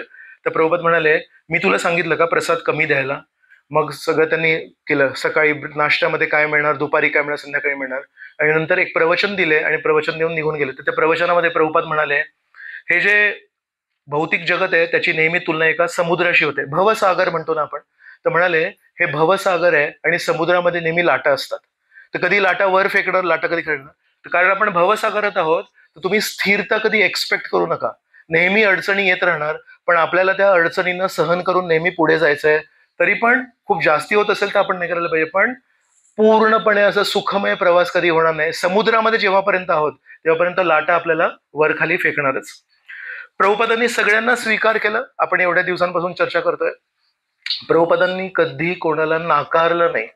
कोणा एका व्यक्तीला म्हणाले नाही की तुला इस्कॉन मध्ये जागा नाहीये. फक्त 3 भक्त होते पूर्ण इस्कॉनच्या हिस्ट्रीमध्ये, त्यांना प्रभुपादांनी स्वतः इस्कॉनच्या बाहेर काढलं. कोण आहे ते माहिती आहे, सांगतो तुम्हाला. हे जे 3 भक्त होते हे न्यू वृंदावन मध्ये होते आणि न्यू वृंदावन मध्ये प्रभुपाद एकेकाळी 8 महिने न्यू वृंदावनला गेलेच नाही. प्रचार करता करता बाकी ठिकाणी बिझी होते. तर या भक्तांनी असं एक तत्वज्ञान मांडलं की ऍक्च्युली प्रभुपाद हे श्रीकृष्ण आहेत. आणि कारण मागच्या वेळेस जेव्हा श्रील प्रभुपाद न्यू वृंदावनला आले तेव्हा आपण श्रील प्रभुपादांचा नीट आतिथ्य सत्कार नाही केला आणि म्हणून त्यांना वाईट वाटलंय आणि म्हणून रागावून प्रभुपाद आता न्यू वृंदावनला येत नाहीयेत. तर तुम्ही आता याच्या पुढे लक्षात ठेवा, प्रभुपाद हे श्रीकृष्णांचा अवतार आहेत म्हणून. ही जेव्हा खबर कोणीतरी प्रभुपादांना सांगितलं, प्रभुपाद म्हणाले या 3 लोकांना आत्ताच्या आत्ता इस्कॉनच्या बाहेर काढा. कारण का, तर एका दासाला जर सांगितलं की तुम्ही आणि स्वामी एक आहात तर ते सगळ्यात जास्ती दुःख देणारी, वेदना देणारी गोष्ट आहे. बाकी काही प्रॉब्लेम नाही. बऱ्याच लोकांनी प्रभुपादांचं ऐकलं, बऱ्याच लोकांनी प्रभुपादांचं ऐकलं नाही. जे काही झालं सगळं काही झालं, पण प्रभुपादांनी कधी कोणाला इस्कॉन मधून बाहेर नाही काढलं. फक्त या 3 लोकांना काढलं. आणि त्यांचा गुन्हा काय होता, त्यांनी म्हटलं की प्रभुपाद आणि कृष्ण एकच व्यक्ती आहेत. तर मायावाद हे प्रभुपादांना कधी सहन नव्हत होत. बाकी सगळ्या चुका प्रभुपादांनी स्वीकार केल्या आणि त्यांना माफ केलं. एक निताई म्हणून भक्त होते. अनेक वेळा प्रभुपाद जेव्हा भागवतम क्लास देतात त्याच्यामध्ये निताई प्रभू आहेत, ते तो भागवतमचा श्लोक बोलतात प्रभुपादानंतर. तर खूप जवळचे भक्त होते. एकदा भारतामध्ये कुठल्या तरी साधूला भेटले आणि त्या साधूशी भेटून त्या साधूंनी त्यांना सांगितलं की मनुष्य जीवनाचा आध्यात्मिक सगळ्यात उंच स्तर जर गाठायचं असेल तर हरिनाम संकीर्तनाने नाही होतो, शांत बसायचं आणि ध्यान करायचं. तर निताई प्रभू त्या साधूच्या प्रभावाखाली आले आणि त्यांनी दाढी वगैरे वाढवली आणि ध्यान करू लागले.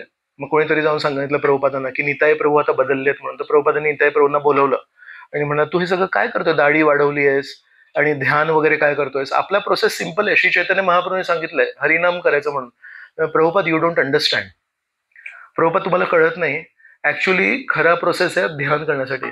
तर प्रभुपादांचे परत ते सकाळी म्हटलं ओट असे हलायला लागले, म्हणाले टेक हिम आउट म्हणून. तर ब्रह्मानंद स्वामी होते ह्यूज, तर लगेच उचललं त्याला, बाहेर घेऊन गेले आणि फेकलं. मग यांच्याशी जे राग आला टेक हिम आउट म्हणून. तमाल कृष्ण माझ्या विचारलं की प्रभुपाद तुम्ही खरोखर त्याला नाकारलं का? तेव्हा प्रभुपादांनी म्हणाले श्री नित्यानंद प्रभूंची कृपा याला काही सीमा नाहीये. म्हणजे प्रभुपादांनी सांगितलं त्यांनी जरा माझ्याशी तसं वागला पण मी त्याला काही नाकारलं नाहीये, मी त्यासाठी प्रार्थना करेन कधी ना कधी तो बदलेल म्हणून. एका व्यक्तीने प्रभुपादांकडून दीक्षा घेतली आणि दीक्षेच्या दुसऱ्या दिवशी तो गायब झाला.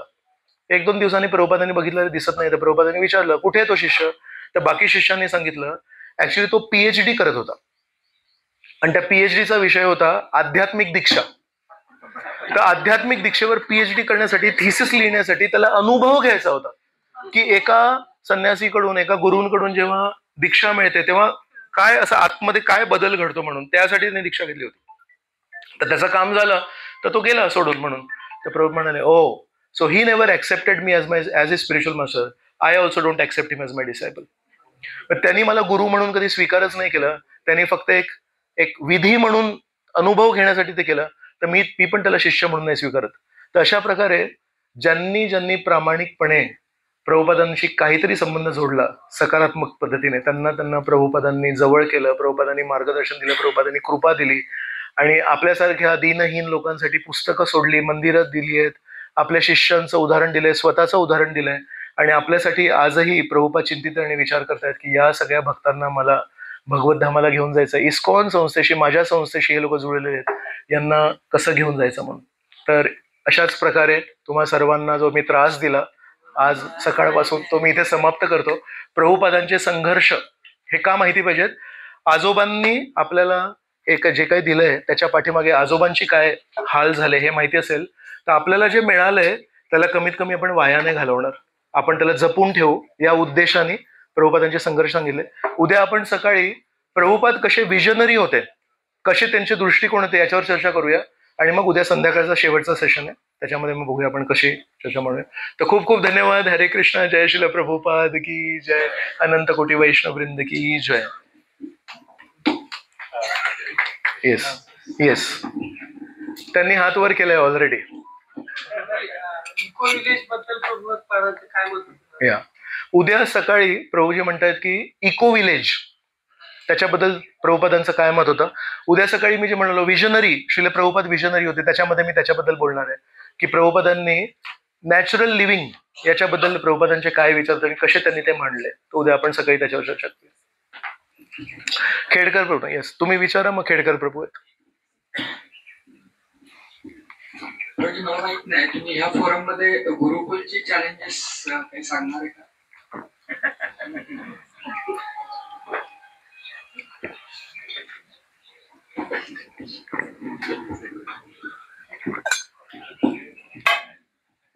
मोहन चंद्र प्रभू माझ्यावर खूप प्रसन्न आहेत. मी जे विषय बाजूला ठेवतो ते सगळे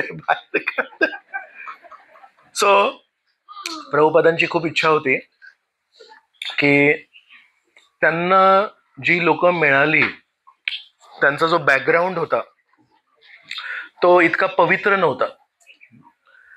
तर प्रभुपादांची इच्छा होती की जी काही परिस्थिती होती, श्री चैतन्य महाप्रभूंनी माझ्याकडे ज्या कोणा मुलांना पाठवलं त्यांना मी ट्रेनिंग केलं, पण जर ही मुलं लहानपणापासून कृष्ण भक्ती किंवा आपली साधारण संस्कृती ती जर जाणून असतील तर खूप छान असेल. तर त्या उद्देशाने प्रभुपादांनी त्याच वेळेस त्यांच्या उपस्थितीमध्ये टेक्सासमध्ये डॅलस म्हणून एक शहर आहे तिथे त्यांनी गुरुकुल सुरू केलं आणि त्यांची खूप तीव्र इच्छा होती की भक्तांच्या मुलांनी सगळ्यांनी गुरुकुलामध्ये प्रशिक्षण घ्यायला पाहिजे आणि लहानपणापासून संस्कृती ती शिकायला पाहिजे.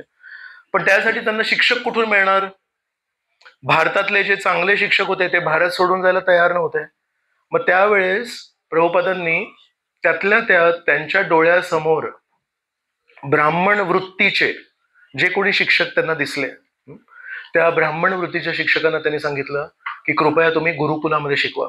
ते एक गुरुकुल डॅलसला ठेवलं होतं आणि एक गुरुकुल इथे वृंदावनला, आज जे मी बोललो तिथे ठेवलं होतं. पण ज्या शिक्षकांना प्रभुपादांनी नेमलं प्रशिक्षण देण्यासाठी, ते पण अमेरिकन बॅकग्राऊंड मधून होते.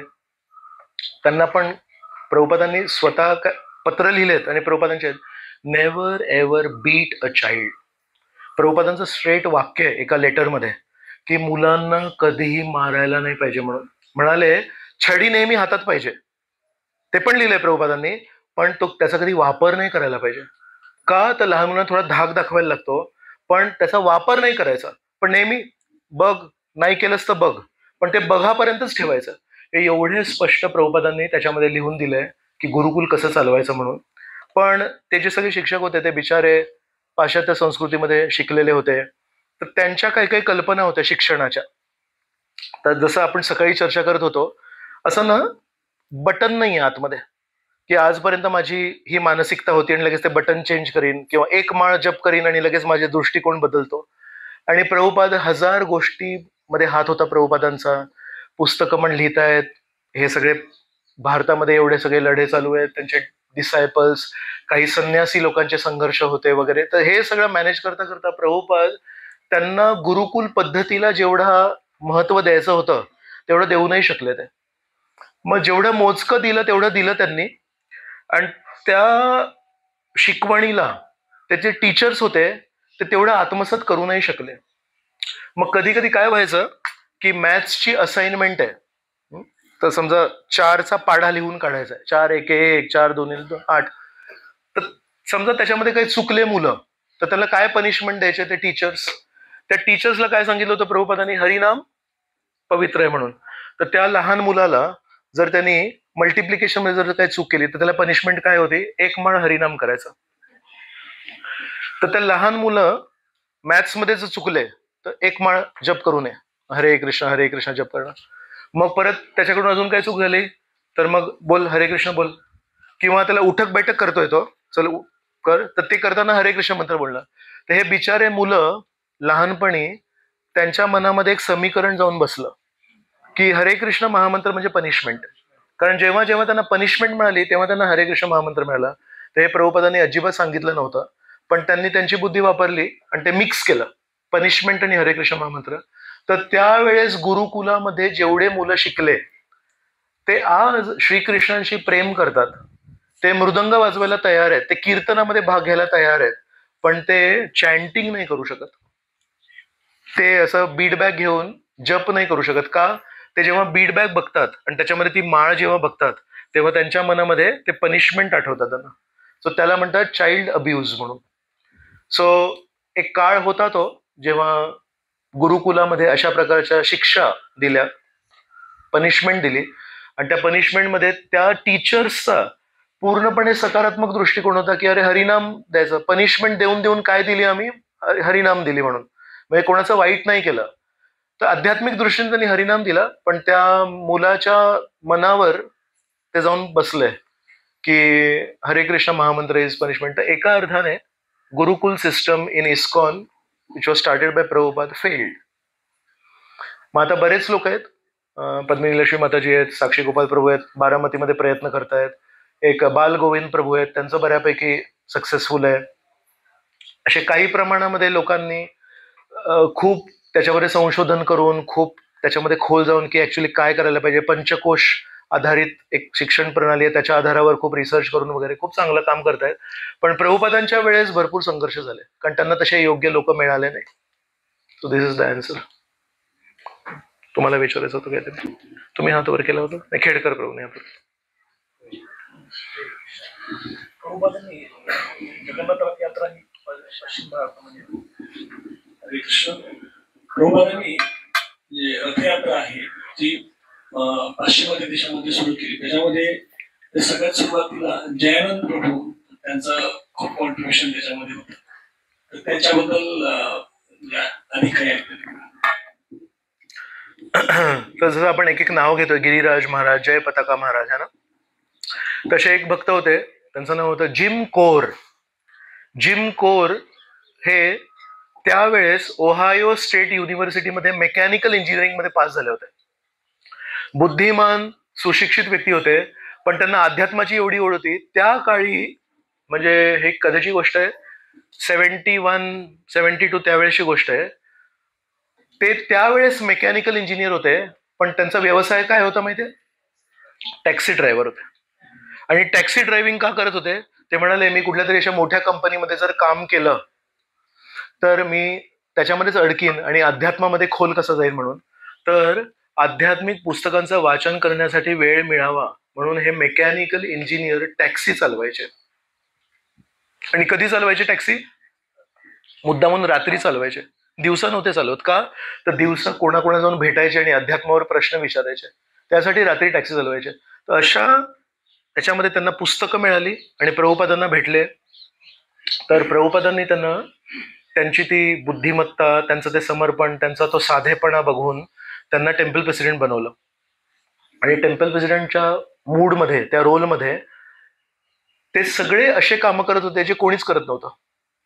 सो कचऱ्याचा डब्बा, जेव्हा तो ट्रक यायचा सकाळी, तेव्हा कचऱ्याचा डब्बा कोण घेऊन जाणार? जयानंद प्रभू. कुकिंग करायला जेव्हा कोणी नसेल, कुकिंग कोण करणार? जयानंद प्रभू. भागवतम क्लास द्यायला कोणी नसेल तर कोण बसणार शेवटच्या क्षणी? जयानंद प्रभू. तर फिल इन द ब्लँक्स म्हणतात ना, रिकाम्या जागा भरा. त्या मंदिराच्या रिकाम्या जागा भरायसाठी टेम्पल प्रेसिडेंट असायचे जयानंद प्रभू. तर जयानंद प्रभूंना एक खूप खोल विश्वास होता, जर आपण श्रीकृष्णांची सेवा केली तर आपल्याला श्रीकृष्ण कधी नाकारणार नाहीत म्हणून. तर जय पताका महाराज आणि बरेच असे मोठे मोठे जे भक्त आहेत, त्यांचा पहिला संपर्क इस्कॉनशी जयानंद प्रभूंनी करून दिला. तर काय करायचे? कारण मेकॅनिकल इंजिनियर होते, तर रथयात्रा करण्यासाठी प्रभुपादांनी त्यांना दिलं की तू रथयात्रा बनव. तर रथ कार्ड जेव्हा बनवायचे तेव्हा मुद्दामून खाली घुसायचे आणि खालून फक्त दिसायचं की कोणतरी येत आहे चालत चालत, तर पाय दिसायचे.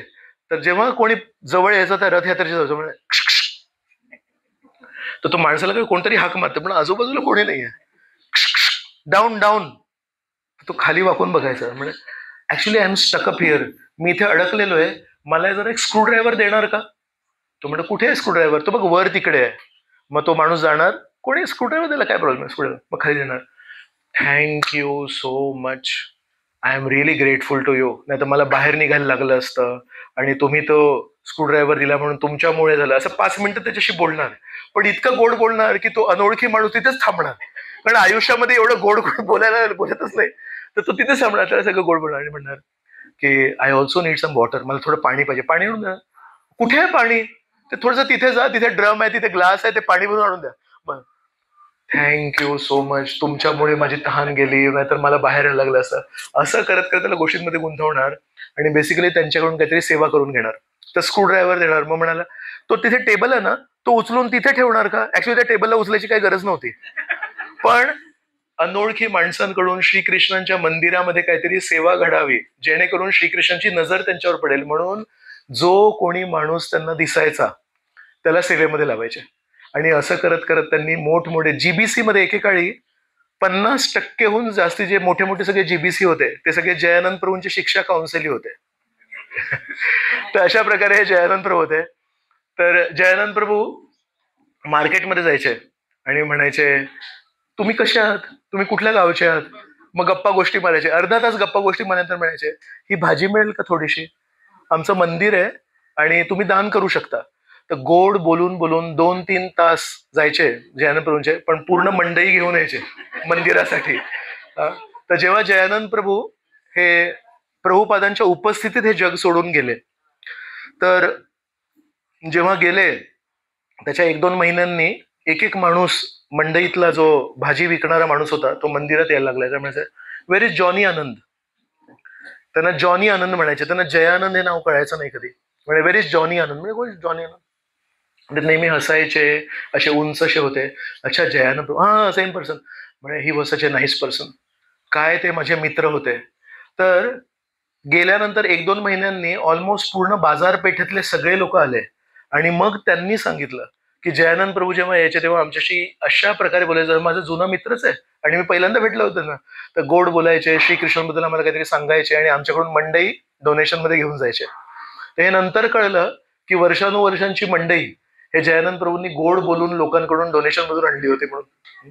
आणि रात्री टॅक्सी ड्रायव्हिंग करायचे आणि दिवसा टेम्पल प्रेसिडेंटचं सेवा करायचे आणि ते मंदिर पूर्ण त्यांच्या टॅक्सीच्या पैशाने चालायचं. बाकी हे लोक कोणी काय काम नव्हते करत, हे लोक पुजारी सेवा वगैरे करायचे. सो हे रात्री तर झोपायचेच नाही, ते रात्रीचे टॅक्सीचे पैसे मंदिरात आणि त्याच्याने मंदिर चालायचं. तर प्रभुपादांनी कारण बघितलं की त्यांनी रथयात्रा बांधली आहे, तर प्रभुपादांचा एक आदेश आहे की जेव्हा केव्हा कुठेही इस्कॉनची रथयात्रा निघेल तेव्हा रथयात्रेवर एक जयानंद प्रभूंचा फोटो पाहिजे. तर आपण पण मागच्या वेळेस रथयात्रा जेव्हा काढली होती जयानंद प्रभूंचा फोटो ठेवला होता. तर तो प्रभुपादांचा आदेश आहे, रथयात्रेमध्ये जयानंद प्रभूंचा नेहमी फोटो पाहिजे. तर अशा प्रकारे हे जयानंद प्रभू अगदी गोड, साधे आणि सेवेमध्ये विश्वास, प्रत्येकाला सेवा देतील. त्यावेळेसचे मेकॅनिकल इंजिनियर पण टॅक्सी चालवायचे. अरे बा, इतक्या लवकर म्हणजे कमी वयातच गेले काय कारण? कॅन्सर होता त्यांना, कमी वयात गेले. येस, मधुर गौर प्रभूंना प्रश्न आहे. आपल्याकडे किती वेळ आहे प्रभूजी? 6:45 वाजले.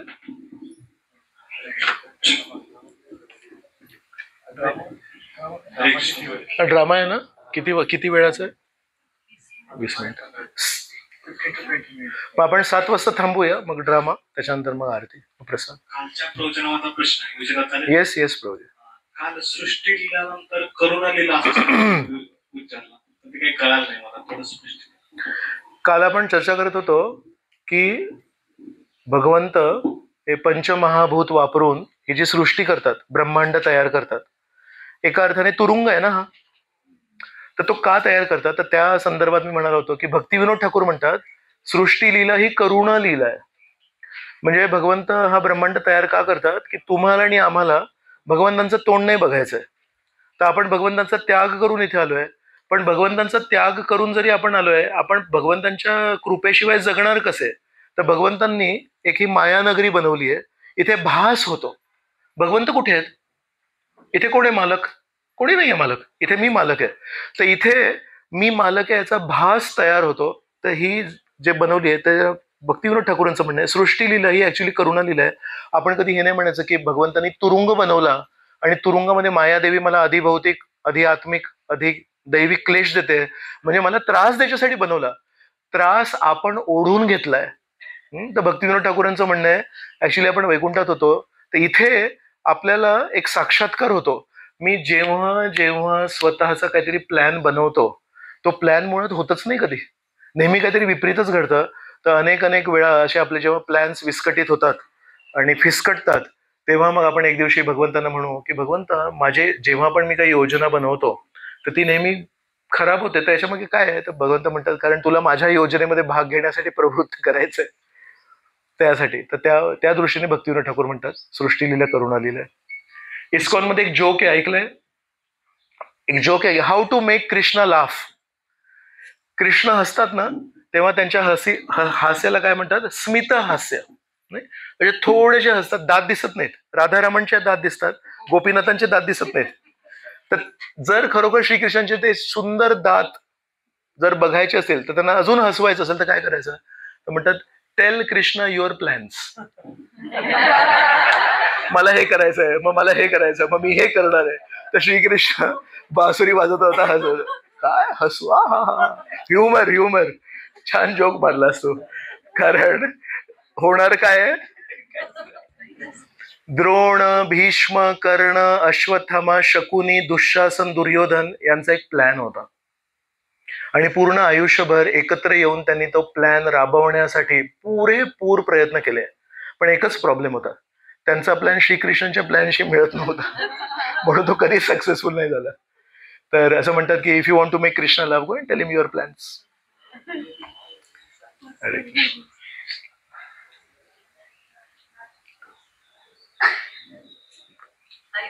येस.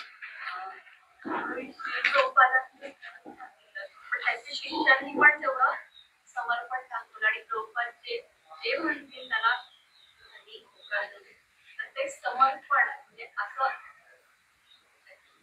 एवढ्या मात्रेमध्ये कसं काय करू शकते आणि ते आपण त्याच्यातून आपण या खूपच हा कठीण प्रश्न आहे आणि खरोखर खूप खोल प्रश्न आहे हा.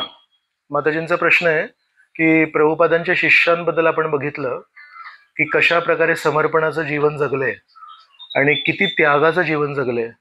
तर माताजी म्हणतात की आपण पण त्या प्रकारचं त्याग, त्या प्रकारचं समर्पण कसं करू शकतो, याच्यावर काही करू शकतो. तर माझ्या दृष्टीने मी एक विचार मांडतोय, तो चुकीचा पण असू शकतो. माझं वैयक्तिक मत आहे की प्रभुपादांना मदत करण्यासाठी तशाच प्रकारचे लोक पण हवे होते.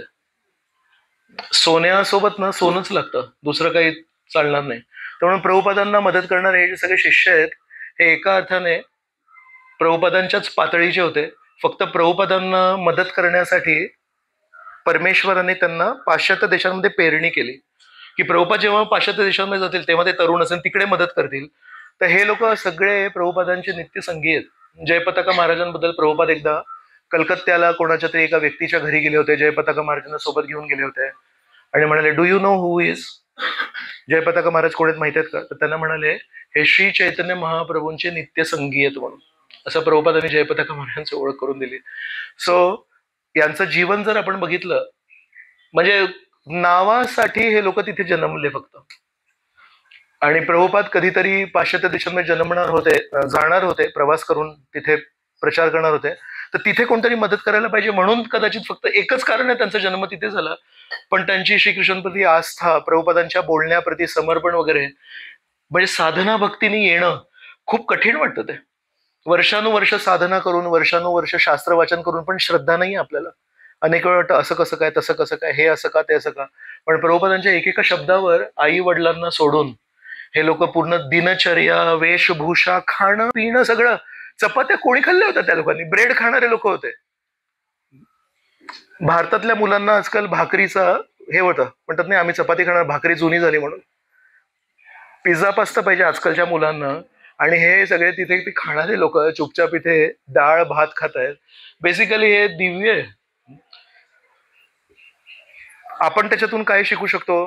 आपण नेहमी हे विचार करू शकतो, आपण प्रार्थना तरी नक्की करू शकतो. बाकी काय करू शकतो की नाही करू शकतो माहिती नाही, पण एक प्रार्थना करू शकतो की तुमच्यामध्ये ती जी तयारी आहे, ती तयारी कधीतरी आम्हाला त्याच्यातली थोडासा एक कणभर आम्हाला येऊ दे. आणि त्यासाठी तुम्ही ज्यांच्याप्रती प्रेम केलं त्यांच्याप्रती आम्ही आदर तरी करू दे. प्रभुपादांप्रती प्रेम निर्माण होणं खूप कठीण आहे, पण कमीत कमी आपल्या मनामध्ये प्रभुपादांप्रती आदर निर्माण झाला तर त्या आदराची कळी एक दिवशी कधीतरी, त्याला जर आपण साधनेचं खतपाणी टाकलं तर त्या आदराची कळी कदाचित फुलून एका प्रेमाच्या फुलामध्ये परिवर्तन. तर प्रभुपादांप्रती नेहमी आदर असावा. भक्तिसिद्धांत सरस्वती, भक्तिविनोद ठाकूर यांच्या शब्दाला आपण आदर द्यायला पाहिजे. त्यांच्या लिखाणाला जर आपण कधी म्हटलं दिस एक्स्ट्रीमिस्ट, हे अतिरेक करतात. हरिनामाला इतकं महत्व द्यायची गरज नाहीये, भागवताला इतकं महत्व द्यायची गरज नाहीये. दॅट इज अनादर, राईट? आपले आचार्य ज्या गोष्टींना महत्व देतात त्याला आपण जेव्हा कमी देखतो, नकळत आपापसामध्ये बोलताना, तर हा अनादर नाहीये. तर भक्तिसिद्धांत सरस्वतींनी जे लिहिलंय त्याच्या तत्वज्ञानाला आपण म्हणालं दिस इज एक्स्ट्रीमिझम, हा फॅनॅटिक विचार आहे. म्हणून आपण काय आदर ठेवला भक्तिसिद्धांत सरस्वतींचा? तर मग आज कृष्णमुरली प्रभू म्हणत होते की जेव्हा कमी रजिस्ट्रेशन झाले तेव्हा मी म्हणालो की मग इस्कॉनच्या भक्तांना, इस्कॉनच्या संस्थापक आचार्यांबद्दल ऐकायचं नाहीये, मग काय गरज आहे? मग भक्तिसिद्धांत सरस्वतींचं जे लेखन आहे ते आपण नाही वाचणार आहे तर कोण वाचणार आहेत? भक्तिविनोद ठाकूरांनी जेवढी पुस्तकं लिहिली आहेत, रूप गोस्वामी, सनातन गोस्वामी, जीव गोस्वामीने जे लिहिले, विश्वनाथ चक्रवर्ती, बलदेवी विद्याभूषण जे सोडलंय ते कोण वाचणार आहे? हे गावकरी मंडळी वाचणार आहेत. आपल्याला वाचायचे ते. तर इस्कॉनचे भक्त आज किती प्रमाणामध्ये आपल्या गुरुशिष्य परंपरेच्या लिखाणाप्रती एकनिष्ठ आहेत? आपल्याला इस्कॉनचे प्रवचन सोडून सगळे प्रवचन आवडतात. आपल्याला इस्कॉनचे पुस्तकं सोडून सगळे पुस्तकं आवडतात. इस्कॉन सोडून युट्यूबवर सगळे प्रवचन चटकदार असतात ना. पण प्रभुपादांनी तसे चटकदार गोष्टी दिल्या आहेत का आपल्याला? तर म्हणून आपण त्या शिष्यांकडून एक गोष्ट शिकू शकतो की आपण प्रेम नाही आपल्याला, पण आपण प्रभुपादांच्या पुस्तकांना मान दिला. काय मान द्यायला पाहिजे माहिती आहे? रोज एक पान तरी वाचायला पाहिजे. आवडतं नाही आवडतं प्रश्नच नाहीये. औषध आवडतं नाही आवडतं कोण विचार? डॉक्टर म्हणतात रोज घ्यायचं तर घ्यायचं. तसं रोज एक, प्रभुपादांनी रात्री 1:30 वाजेपासून सकाळी 4-4:30 पर्यंत बसून ते पुस्तकं लिहिले ते आपण दिवसा 1:30 वाजेपासून एक पान वाचू शकतो का? रात्री नाही वाचले सांगत आहे. तर प्रभुपादांनी जे दिलंय, भक्ती सिद्धांत सरस्वती भक्तिविनोद ठाकूरांनी जे दिलंय त्याचा आदर करावा. त्या आदराला बघून आज श्रीकृष्ण आपल्याला कृपा देतील आणि त्या आदराचे कळी एक दिवशी कदाचित प्रेमाच्या फुलामध्ये परिवर्तित होऊ शकते. तर मला आज इस्कॉनमध्ये जो एक चॅलेंज वाटतो की आपल्याला आपली गुरु शिष्य परंपरा सोडून बाकी सगळ्या गुरु शिष्य परंपरामध्ये विश्वास आहे. तर मला ते खूप त्रास होतो त्याचा. म्हणून मी म्हटलं की आपल्याला ही जी श्रवण यात्रा करायची ती प्रभुपादांची करूया. का आपण ऐकू नाही शकत त्यांच्याबद्दल? ज्यांच्या तुकड्यांवर आपण जगतोय त्यांच्याबद्दल ऐकायला आपल्याला त्रास होतो, त्यांच्याबद्दल ऐकायला आपल्याला उत्साह नाहीये. तर मला माझं हे स्वतःचं वैयक्तिक मत आहे, चुकू पण शकतं ते. आपण थांबूया. हरे कृष्ण. माताजी ड्रामा. ओके, एक प्रश्न आहे. माईक प्रभुपादांच्या बरोबर बरंच काय ऐकलं आपण शिष्याबद्दल. पण त्यांना मुलं किती होती आणि त्याचं पुढं इस्कॉनशी कसं रिलेटिव्ह राहिलं, कसं राहिलं? हरे कृष्ण. हा एक शेवटचा भाग मला टाळायचा नव्हता जाणून बुजून, पण मी म्हटलं की हा विषय नको मांडायला. प्रभुपादांना 2 मुलं आणि 3 मुली होते. एक वृंदावन चंद्र डे, ते बेसिकली त्यांनी प्रभुपादांना कधी सपोर्ट नाही केलं आणि पहिल्या दिवशी मी बोललो की नाही बोललो माहिती नाही, पण वृंदावनमध्ये शेवटी 2-3 महिने जेव्हा प्रभुपाद वृंदावन मध्ये होते आणि तिथून जेव्हा गेले तेव्हा वृंदावन चंद्र डे तेव्हा पण आले होते प्रभुपादांकडे आणि म्हणाले की माझ्यासाठी काही प्रॉपर्टी वगैरे आहे का. तर प्रभुपादांना ते खूप वाईट वाटलं. मी ज्याच्यासाठी माझं जीवन वाहून घेतलं ते यांनी कधी स्वीकार नाही केलं, पण यांनी जेव्हा बघितलं की इस्कॉनची भरपूर मालमत्ता आहे तर शेवटच्या दिवसांमध्ये पण त्यांना पैशांची हाव होती म्हणून तर तमाल कृष्ण महाराजांना प्रभुपादांनी सांगितलं अजिबात त्यांना पैसे द्यायचे नाही म्हणून. दुसरा जो मुलगा होता प्रयागनं होता. हे रेकॉर्डिंग करणार, पॉज करणार.